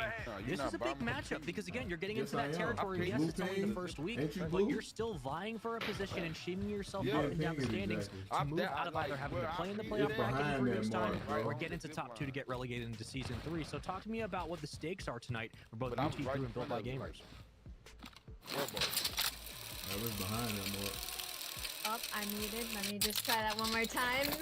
That's the one to go I know, up to the we're good top. now. We're good. It's safe. We're good. Nobody panic. We're back. So when you talk about with UT Crew and Built by Gamers, it is pretty important because it kind of is like, does it pull you out of the middle of the pack? Because that's kind of where both these teams are standing right now, they're even across the board. So should either or go up on one another, it kind of puts them in that top 3 talk, that top 4 talk, and that's much better than being top 6 or top 8. So I do think this match is pretty important going into it. Somebody just flew on me. It certainly is, and you look at kind of how Built by Gamers have orchestrated this roster, some of the recent success they've had, and here's a look at the schedule because Built by Gamers are on a different form today, and they actually get to play first for us, so that's a nice little tip of the cap. We'll be going up against it. surrounding me. I was round trying to out come with the you end there. of today and the end of day 2 of stage 2. Look, Built by Gamers have gone through some roster changes, right? Like they bring in Pentagram and place roster, and they placed relatively well in the first open event. They get to 3rd place, but they take home a 1st place finish in Challengers Cup number 7. So it kind of feels like this team is on the upswing. It feels like Built by Gamers after a very disappointing first season in the Challengers Elite Series. They re-relegate, and now maybe we have a potential resurgence of these 4 players on this roster. No, absolutely, and as we hop right into it, we have yet to see a popular team here for a hardpoint, and so we're hopping right into it as our first map. We're on board with Panda. A couple first seconds going on the side of Built by Gamers. With UT Crew and now in the hands of Built by Gamers as they start getting taken down. And UT Crew already off the board. I wanted to mention that the big thing for UT Crew when it comes to respawn is it all sits on Dylan and Phantom's shoulders. That's kind of been their consistency going on throughout respawns. Is if Dylan's going off, Phantom starts going off, and if those two as a duo just continuously keep pushing through and steamrolling, it can be a very dangerous situation for the other team. Enemy UAV and you had mentioned that we watched, or at least Built by Gamers had played Apocalypse Hardpoint a couple of times. So we are now seeing the first matchup on the Challengers Elite stream of Apocalypse Hardpoint. Of course, this takes over for Crossroads Hardpoint. And one other interesting fact is the meta's kind of different in North America. So like QBZs, but we're also seeing, I believe, an MP5 in Kismet's hands. He starts off with 3-3. Pentagram is yet to find his first kill of this Hardpoint. But one of the interesting things about Apocalypse in general is it is a very, very open map when it comes to this both map mode and combo. You just look at Courtyard and Main Road for the first P1, P2 hills, and it only gets a little bit more tricky from there, but a lot of it comes down to being able to utilize the right corridors and looking for your ARs to be in the proper position to take pressure off the sub. It's a statement we usually say a lot about hardpoints, but this one is particularly interesting. Yeah, and even though Built by Gamers seemed to be a little bit late going on to rotation, they were finally able to break in and now kind of cause that lead change going to the next hill, but number 5 on your minimap, that's going to be Panders. He's trying to fight his way through the enemy lines. He will get taken down, and they're not going to suffer. They're going to suffer here as they're not going to get this first seconds up real time, not to mention they have to cross this map to get to this new point. I'm about to go get some. Well, now we go to Stills, and you had those close spawns in the back of Courtyard, and Built by Gamers now, again, it's basically funding through the middle of the map, and you pick up the appropriate kills necessary. Got Rex, I believe he has the QBZ in hand. He does, going to work through the bottom of the copter, but now you're looking at Dylan Rex to be able to hold on the first wave. Built by Gamers certainly doing their part to lock down the hill early. The spawns are now flipped. UT Crew have to hit from the back, and it's up to Yeez on the entry and Dylan on the follow-up. Second man up will be there, doesn't find any gunfight, but trays are essentially back and forth for both teams, and now we just look at a bunch of contests in the hill. The gunfights go the way of UT Crew, and a solid break for the last 20 seconds. Beautiful front break coming out of Built by Gamers, but unfortunately they spawned so deep in the back of the hill that trying to get back and get those last couple of seconds just almost seems impossible. But from 7 Kismet looking to kind of make his way out for his next point as there's only 10 seconds left. And there's still a lot of members in UT Crew going in the backside of this map. Looks like he's kind of on a hunt for Godorex, but he doesn't know he's there, so he slips right past him. Dylan ends up getting taken down, and Jintroid and Taylor seem like they're ready to fight. That's way down for UT Crew, and now they have complete control of this side of the map going to this next hard point. And now we start to rotate again. Ruins up next, P4, here we go, and it's completely popped. Rex is able to find one team, and now you have the numbers essentially split 2-on-2, trying to move into the hill. Pentagram entirely too weak, pulls out the sidearm. It won't really get anything done, and that's 3 kills, make it all 4, and the break from Built by Gamers is good enough. Now they have mid-map control, they understand where the lanes will be, and UT Crew have to find the necessary kills. The biggest problem at this point is they just can't get anywhere near the hard point. You've soaked up the majority of the time in your and you're not really getting contested other than maybe 2 kills at mid-map. Kismet's working through the back. Kismet finds both kills. MP5 in hand does enough damage to hold on for the last 15 or so seconds. Scrap time, check off that box. Built by Gamers have the lead, and they're growing it ever so slightly. Built by Gamers pretty even across the board stat-wise as well. I mean, they all have good time in the objective, not to mention 12 and 8 on Kismet, 11 and 9 on Panda. Godorex and Penta don't even need to be doing anything as they are on putting pressure on the map. Couple seconds of time, but Built by Gamers they really slow. They can wait for each other to make this break, but they only have one really good break going on in here because if not, they're going to spawn across map unless they gain it here, and it's all up to Panda right now to block those spawns. Hopefully try and get his teammates a little closer, but he is almost going to get taken down here, and he has to wait for the cavalry, and this is just more time going on the side of the team. Yeah. Contact! Pentagram has been such a nice addition to this roster. I mean, they have found nothing but success ever since he first introduced himself. But you're looking at Pander and what Kismet have been able to do so far. 14-10, 13-10. I mean, just together have been shredding the defense of UT Crew every single time. It looks like there's an opening, or at least early hold. It immediately gets broken, and that is just off the back of the subs and the power they have brought to this first hard point. The smoke. Now we go back to our second set of rotations in our first hill on main road. Who's going to be set up first? It will be UT Crew. About a 50-point lead for BBG. Nothing too uncharacteristic and nothing too dangerous for UT Crew. They can certainly overcome, but it has to come from Dylan Rex, and it has to come from Jintroid. They need to start stepping up. They need to find those kills. Well, there is one, and while the trades are there for Built by Gamers, well, the setup gets broken early and easily. They walk their way through the middle of the hard point, and they're locking it down, and they're going to be able to get rotation as well. I was almost worried about the commitment to that last 20 seconds of gold hard point, but that was quickly washed away as Built by Gamers got that break so quickly and so easily onto UT. But this whole right in the smack middle of the map, this is such a back and forth. If anything, the whole goal is maybe to try to keep them off the time, but Built by Gamers are taking this last 20 seconds just to set up all the way on the other corner of the map and hopefully get a full wipe here and force UT Crew to spawn across the map. We've spoken heavily about Built by Gamers in the pre-show, and not only that during this first hard point, but we also want to talk a little bit about what UT Crew's brought to the table, more importantly, some of the weirder roster changes that happened, because I'm looking at Phantoms, right? He was on this roster, takes them through the North American Gauntlet. Unfortunately, the event eventually were up 2-0 against New York Subliners Academy. Back when Glowfrosty was on that roster, they're up 2-0. They get reverse swept. They drop out of the tournament. Phantoms leaves, goes to Wester for maybe 11 hours, and then he leaves Gravity, finds himself back on this roster. So, Ali, I mean, at the end of the day, it's null and void. So much for the team to have the same four that you had going into the start of Season 1. But did that decisiveness, or I guess I should say indecisiveness, Crawl out. UT roster, or do you think it was just just a short day of miscommunication?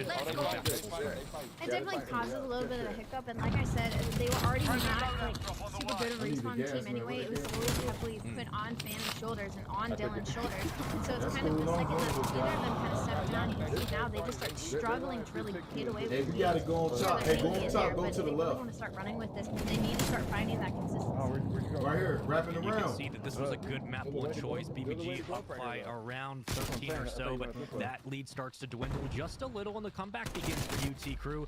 But again, they're just not winning the kills in transition. It's all BBG, all purple in the kill feed, and they have locked down the next hill.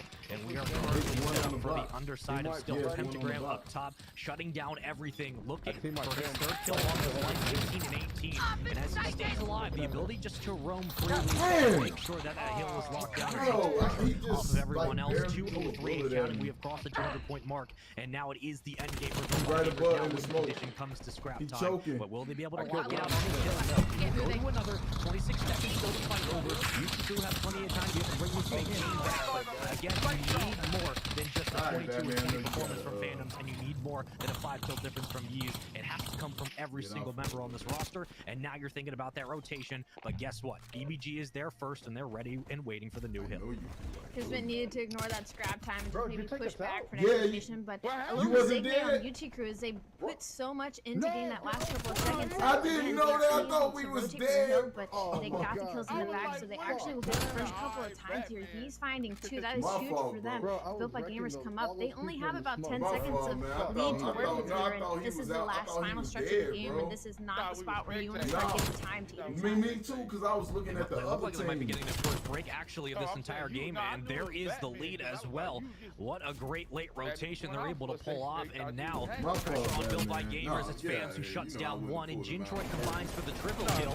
He will eventually fall, but they know where Godorex is, and Godorex cannot win that fight. So you have about 20 seconds or so you can still collect. And if you're a UT Crew, you commit your resources to this last bit of time, and then you only need one break to win game one. It was a pick by BBG, but it's a resurgence from UT Crew that are putting him in the driver's seat. And if no contest comes in, they're going to win it on this hill. 6 seconds to go. It might be a perfect hardpoint hold. Everyone dropping on the outside, and that will be map one. What a hold on the final. It doesn't even matter. Go to the new hill. Who cares? 250 to 210, and a perfect late game break and hold by UT Crew. I mean, it was that one break and hold. It was that one full 60 that really just put them right back into the game. I mean, for the fact that Built by Gamers made the team, it was all going so much their way, and just a couple hiccups here and there really just awesome those last final kills. And it looks like, you know, on the early rotation, you're looking at Built by Gamers and you're saying, okay, you've done what you've essentially done the entire game. You win rotation, you get 3-4 kills, you get maybe 1 team wipe, and that's game alley. And then they get broken, and then every time they just try to subsequently funnel off of spawn, getting picked up by Phantoms, getting picked up by Yeez. It just consistently was getting shut down. And BBG had no answer. They had no answer. They consistently were trying to put numbers onto the old hill, contest, because they knew they were going to lose it there. And even when we went to new, it just didn't matter. All the time went. And that is one of the rare perfect hardpoint holds you would see, let alone an Apocalypse, more importantly in hardpoint in general. Let's look at the replays. And Ali, break down not only that last hill for us, but in general, just, you know, you have a hardpoint eye. You understand what these players are thinking. How did UT Crew come back in this game? Well, so one big mistake I want to point out about BBG is on that very last hill, they were all surrounding the hardpoint. Kismet had the perfect spawn in the bottom, well, excuse me, top right, and that personally would be the bottom, but he spawns up right there. That puts a member of BBG all around the top half of the map. UT Crew is still all 4 onto this old hardpoint in the last like couple of seconds. None of them had rotated yet. So I almost wish BBG had kind of solidified and gotten closer together to kind of hold that hardpoint, but they were so spread out that once one fell and another one fell, it was all of UT Crew just pushing from one direction, and they just couldn't have an answer for it. And then suddenly you're spawning on the other side of the map, you're staggered pushing in, you're getting picked off one by one, and UT Crew ends up getting a full 60. You know, sometimes Ali, especially the late game of this hardpoint, it felt like we were watching a bit of the end of a control, right? Like you're picking numbers apart, you're moving out the defensive rotation of Built by Gamers, and like you said, staggered pushes, which can only work if you have like the best subs or ARs in the game. And no offense to BBG, but that's just not the case. So they weren't able to really rally a strong team push together, and you're running out of time to say, let's wait up and wait for a full push in together. They drop game 1, and more importantly, they drop one of their picks, which means we look at the map pool. That was their first hardpoint pick, and now it just comes down to all of checkmates. It's the next 3 up on the slate, and a decisive, if necessary, game 5 on Miami. Well, Miami is pretty neutral for most teams. Listen, if you ever had to go into a stage of a series or into a following couple of maps, checkmate might not be on number 1 on many people's list, Ali. This can be a very brutal and punishing map if you can't bounce back after a tough loss.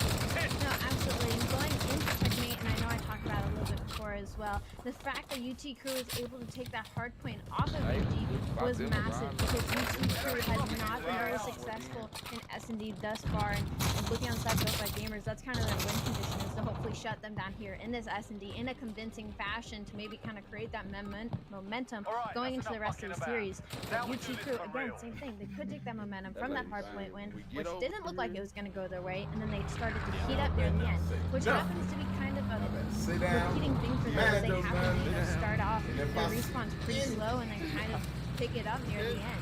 And you know, and Dylan, again, I talked about Dylan, he had a slow start, his fans had a slow start.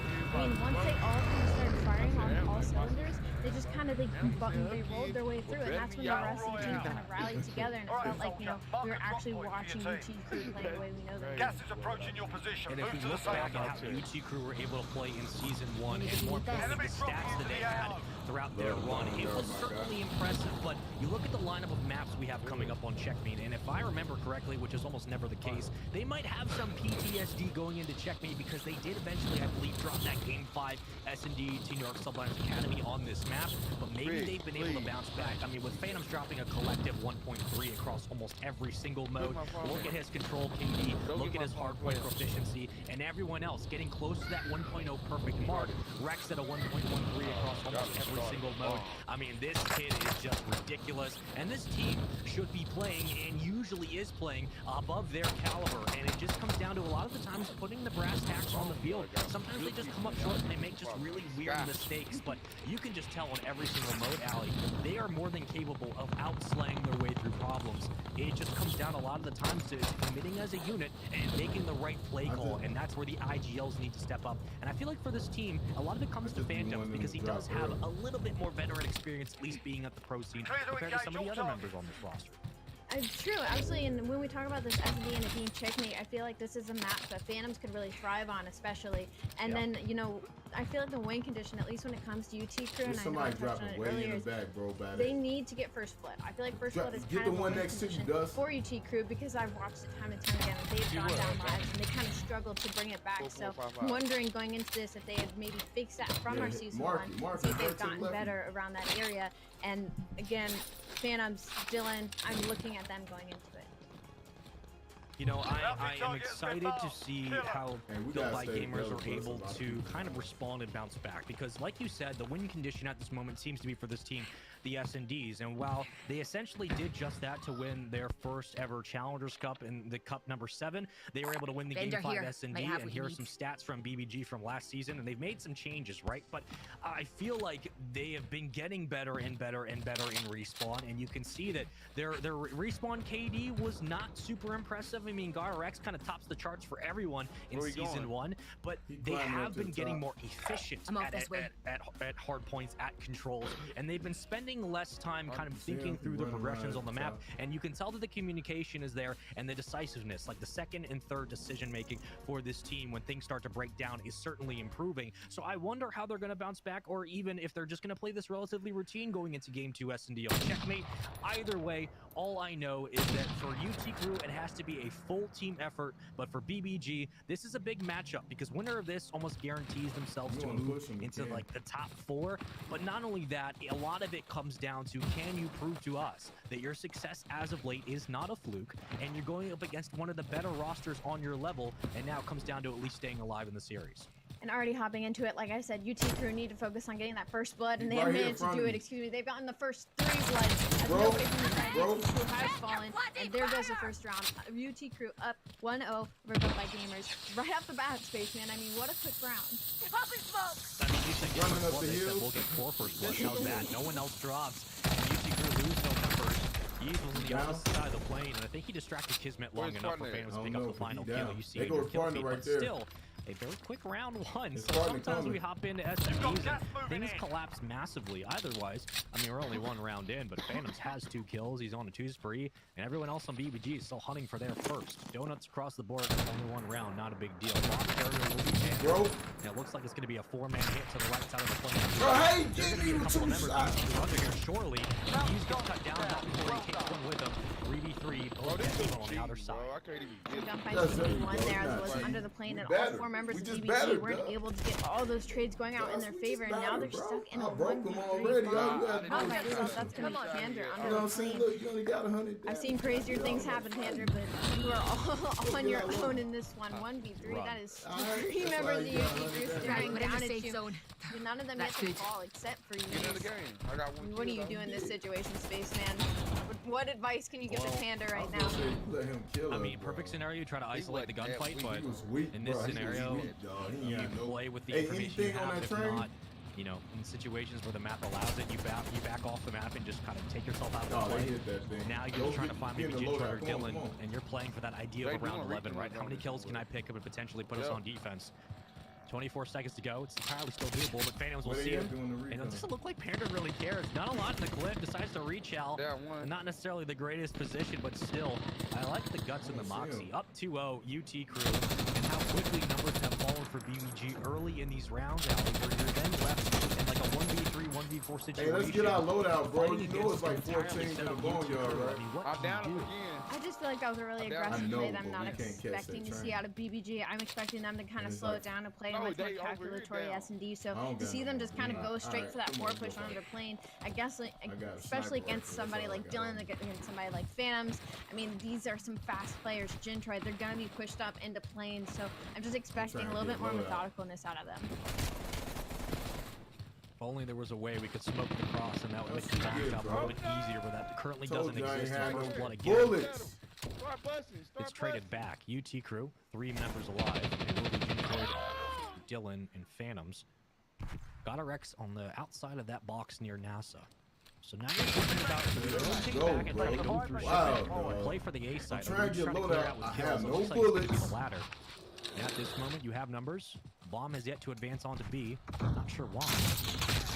Kismet in the back, takes down Dylan. You just a bit of couldn't a get the collapse loadout, now bro. I for UT kept saying I Crew. have no Looks like bullets. the All I got is a sniper Huge rifle. win out of Kismet to get that kill, and he knows Gentroid's there as well. He calls it out to his teammates, and they just know where the bomb is in the middle of the map, so he's gonna have to back up. I had no bullets. We saw Strat kind of like that earlier yesterday. He was being taken down and built by gamers, finally get on the board. But we saw Strat kind of like that yesterday. I believe it was Wester, where we were on S&D in this map. You know, you just play that far back defense, and this is what I expected from our built by gamers to just kind of wait for them to make a mistake, wait for them to peek and come to you. And that's exactly what we saw. Instead of them pushing up in the plane. Bro, I had no bullets. Bro, I said I I had don't no think any bullets, point bro. I had anybody's going 100 rounds against with nothing Dylan or in it and a Gentroid sniper rifle and just kind of wait for with those two picks. people So on. absolutely That's great not strat by gonna get the both job teams. done. I had a Pelican, bro. It seems like an easy counter strat, but Ali, is it just hindsight 2020 in that situation? Maybe you plant bomb and force BBG to With the loadout money? Otherwise, I mean, you're just giving them what they want, which is a slow offensive. So how was I gonna buy some Now bullets? you're looking for first blood again. You guys know the name of the game. Gentroid inside the plane.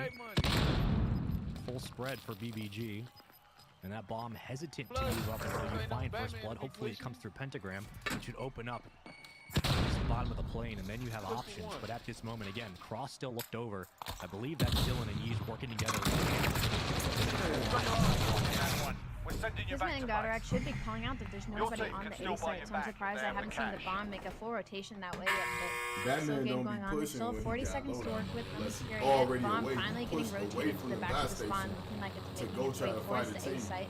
All members of UT crew surrounded by the plane. Nobody's on the site. This is a free plane. You need to get it down. You need to get it down now, Pander. You have 30 seconds. Don't give them time to think and don't give them time to rotate. He's just slid by. Penta got the information. He might catch Dylan off the rotation. These guys, this is huge for BBG. Bomb should be going down. That's it. Traded out. 3v3. 19 seconds left on the clock. Very hesitant to put that bomb down, and he's in a very, very good situation and position. Phantom's gonna get close, doesn't finish the kill, and Gonarex might get punished for it. He's just gonna back up playtime. All he has to do is repeat, but Gentroid is there for the flank. And what a phenomenal push and collapse onto the site. And a mistake by BBG. They just took way too long to commit to A. They took way too long to get the bomb down. And then they say, you know what, we're gonna try to rotate. It doesn't work. And they end up falling short because of it. No, absolutely. They took way too long to lay that bomb down. Pander should have, the second he got there, it should have been a quick lay as one of his teammates walked over him. But UT crew, I mean, great collapse out of them. I mean, even though one of them went down, you know, that play to get the bomb down. Gentroid making that flank out through mid to get him off the side as well to make sure bomb can't get planted. I mean, just great stuff out of UT crew as well. Small indecisiveness that might come back to bite him. It's up 3-1. UT crew 2-round advantage. First blood seems to be favoring BBG, but they get punished for it. Too quick. So you say, let's not push him yet. Dylan inside the he does get slightly back, so the information certainly is there, and no trophies are going to get popped yet. Looking for that first entry sub that would clear the site, but no one will be there. Trying to find something on the A side. I really do know there's not a single player from the side of BBG over there, so I'm assuming that's going to be called out as well. Kismet trying to go for it. They should just plant Ali. I mean, you know how BBG played on the defensive round just a round ago. You should know they're going to hold back, so they could be a free site. Pentagram right on the other side. He doesn't know the bomb's going down, but that nade will certainly tell him. Here comes the check, and there should be the kill. It will be. And now you could just hop it. But instead, he's going to try to play through the cabin. I sucked in my breath for a second because I thought we had switched to Gentroid's point of view, and I thought he had popped up and just melted Pentagram right up to the defuse. I was about to be mind blown, but great collapse out of Built by Gamers. UT crew definitely playing that a little too slow because, I mean, the second that he got in there to put bomb down, one of his teammates had already gone down. He was by himself in plane, and once that information was there, I mean, it was just a little bit too slow of a round. Yeah, and Built by Gamers are essentially showing UT crew their hand each time. They're saying, we're going to throw you a fastball, and if you can read it, you know where we are. If you can't, swing away. And they have elected to take a little bit longer to put that bomb down. Numbers collapse. But I would have loved to have seen in that round, possibly, maybe 3 members stack inside the cabin, go for a complete, like, hold in the plane, and force the defense to move up and play you one-to-one. But at this moment, Kismet with 4 kills on the 4th streak of his own. Pander 1 and 4 across the board. Phantoms and Dylan both have 4 kills combined, or individually, I should say. Math. We love it. I never want to do math again. It really hurts physically. Almost like a reflection of their defense right now. Bomb is sitting deep in the back of plane, just kind of waiting for which side they want to commit to on the side of BBG. Pentagram looking for some information on bottom plane here. It seems he's going to catch out Yeez, I believe, as he gets that corner. He does take him down, so that's first blood for BBG. That's huge. This bomb needs to go down. We've seen this happen before, Panda. Or excuse me, who has the bomb? Yes, he has it again. Put it down. Do not lollygag on that side. As we've seen, you've gotten punished for it before. Pentagram able to take down Phantoms in the back. This is now a 1v4. That is what we need to see out of BBG in the last round. And finally making a bit of a comeback, as Kismet should be able to take down Dylan. There, It's a great round by then to be able to take that back. We're now tied 3-3 in this checkmate S&D. And you can tell that Built by Gamers are feeling a little bit more confident when Pentagram is the one running point. He gets the first initial, and then everything else kind of funnels through him. Once he's able to escape, that bomb gets moved up, and he just roams around, able to find Dylan in that final kill cam. But a lot of it just comes down to the first break and that first kill. And when first blood is popped, how do you respond? UT Crew have not been doing a great job on defense. And on the other side, Built by Gamers have been showing UT Crew what they're going to do. And UT Crew have not capitalized on the free space of mid-map. The thing about UT Crew is they started out so aggressive in the earlier rounds and really started succeeding with that, and they've really let BBG kind of pull that pace back. And now we're watching Bomb and Jintroid just kind of out on its own on this plane wing over here. They're trying to get some information, but nobody's inside of plane. UT Crew has not caught on to the fact that BBG has yet to ever push somebody into plane on these defensive rounds, and I feel like that's really punishing them because they have to slow down, they have to wait, they have to see if there's going to be any trades going through. But Bomb finally going down, number 8's going to be Pentagram. He's the closest one on BBG. He doesn't have the information just yet. He's not able to punish UT Crew for it, so now they're in an awful situation to protect this B site. And just play time now. This is the fastest I think we've seen the bomb go down so far in this game. 2 in the back. It is Pentagram and GodRx working together. They're 2 on the pitch on the outside of the defuse. Pentagram's just gonna stick it. I love the ninja play. The absolute balls from Pentagram. And he sticks it. It doesn't matter. No one was watching the bomb, and that is some of the problem that Checkmate S&D can present. If you don't have a line of sight on that bomb once it goes down, it's almost impossible to check the defuse without going into the site.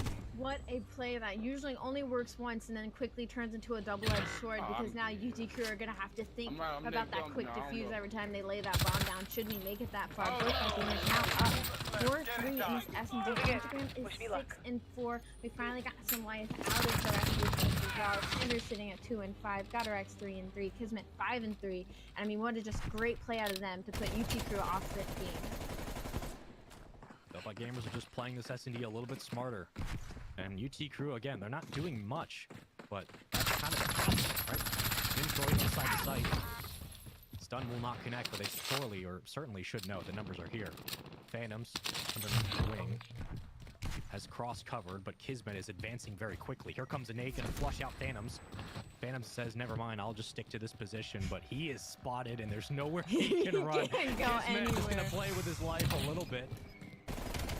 And the wallbang works. You can do that one. Yeez throws out a nade of his own. He'll take out Kismet. The trade is there. Yeez has to back up. The numbers will not favor his advantage. And he escapes into the plane, but Jintroid is able to take down Pentagram. Trades are there. And now you're looking at a 2v2.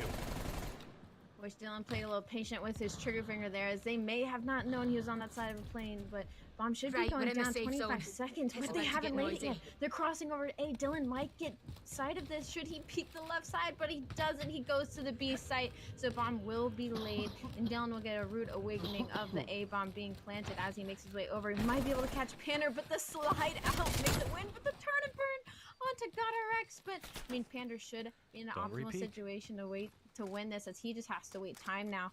Dylan looking for the kill. He will get it, Pander. Had my heart beating for just a second there.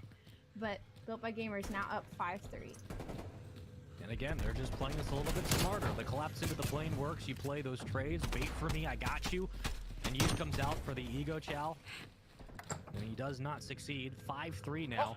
And what was what? A 2-0 lead for UT Crew. They've found one round since. Everything else, it's all been BBG. They have done such a great job in this S&D to bring it back. And again, just outsmart their opponents. And they're giving UT Crew some leeway, but UT Crew are not taking advantage of that. Now Phantoms without the sun. Kismet on the outside of shipping. We're going to rotate to the plane now. Jintroid underneath. Spots Kismet on the cross. Pentagram is there, and Kismet finds first blood and a massive one at that.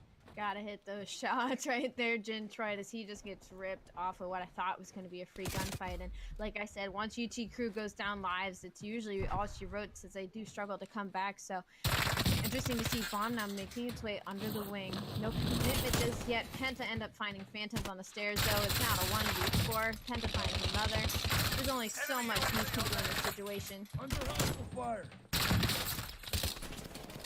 Well, you have nowhere to go, and everyone's hunting you, and that will be the game. Built by Gamers take the S&D 6-3, and after the first 2 rounds, it was not close. It could have been a 6-0 if they kept playing like that. UT Crew had some room to move, but they just really didn't take that extra mile that they were given, and that's just credit to BBG, how quickly they played the S&D, how efficiently they played that S&D. Like you said, Alex, when does come down to that one life mode, and they do so successfully. Yeah, and BBG, the thing about it was, is right when they did that forward push on her plane, I was like, oh god, this is not going to be a good S&D if we keep doing stuff like that. But they realized the mistake. They realized that's not how they should be playing against this team, and they pulled it back, and they completely flipped the switch. They started to play their own pace. They slowed it down. They played for the first bloods. They started capitalizing on when they were up in lives, and that's all they needed to do to get this S&D off UT Crew. So now that they're tied 1-1 in the series, UT Crew, their S&D didn't look terrible. It was just the second they start getting shut down, they find it so hard to find back into their rhythm. They find it so hard to start coming back, and I think that could be a huge downfall for them. Yeah, and here are the replays of that S&D, and it really just was the story of the first bloods, and not only that, but man, the ability to trade so effectively. Pentagram was pushed up so far for so many rounds, and how many times did he find a big kill at the back of the plane, which basically isolates UT Crew inside the cabin. There's nowhere they can effectively go without getting spotted, and Kismet was just picking people apart. It was a collective effort from everyone around, and Pentagram had a great game. Kismet as well. I mean, this was the gunfight here. It was just comical. Phantoms has nowhere to go, and just plays like that make the defense so much more unpredictable, and the ability to move through mid-map effectively. You know, after the first 2 rounds, Ali, we were saying, you know, oh, that bomb needs to go down faster. There are so many chances for both teams to get a quick plant, and they're just not capitalizing on it, even though they had the info. And then things just started to snowball out. And even with BBG continuing to sit back on defense, they said, while we do that, Pentagram, you go have fun. You go play around. And he was effective as ever. He was picking up first bloods left and right. But BBG, just a very strong S&D squad. So if this series does go the distance, I'm a little worried for UT Crew, not gonna lie. Well, going off the S&D, something kind of an interesting thing that I picked up on BBG that I'm shocked that I haven't seen other teams do as we look at the maps. Again, let me finish this point real quick, is that I'll be the pilot. They gave Pander the bomb every single time they were on offense, which allowed the S&D players like Pentagram, like Kismet, to just kind of run in front of them and get all the kills. Sure, Pander didn't have a great stat line, but he was doing what he needed to do. He wasn't the Slayer in S&D, and that's okay. He had the advantage, he had the bomb. He was laying it and playing his life for his team, and allowing them, you know, allowing Pentagram, allowing Kismet to just push up behind enemy lines. So that was huge. So going into this checkmate, I'm expecting to kind of continue that success riding off the backs of Kismet, of Pentagram, and those slayings that they were doing in the S&D. Thermite. You know, sometimes you just have to play your role. You're not required to carry in the stat count. You're not required to overexert yourself. You're not required to play anything above what you normally do. And if you keep giving Pander the bomb and telling him just to simply play bomb and get us a chance to win the round just through you, that's all that's necessary. Again, understanding your roles as a team is how you succeed in events like this, in series and seasons like this. And, you know, there's a great bar that just goes like, you know, people who don't know how to be on the team just mess up the positions or something like that. Now, it's weird, but it makes sense because if you don't play your position, you mess up the flow of the team, and the ebb and flow is so crucial in Call of Duty. But now we get ready for checkmate control, and now we get ready for Game 3, which, again, we're going to be on checkmate for a while, folks. So strap in, get yourself some drinks, and enjoy the Call of Duty action because we are, and BBG have been able to tie this one up. Let's get into Game 3, and let's get into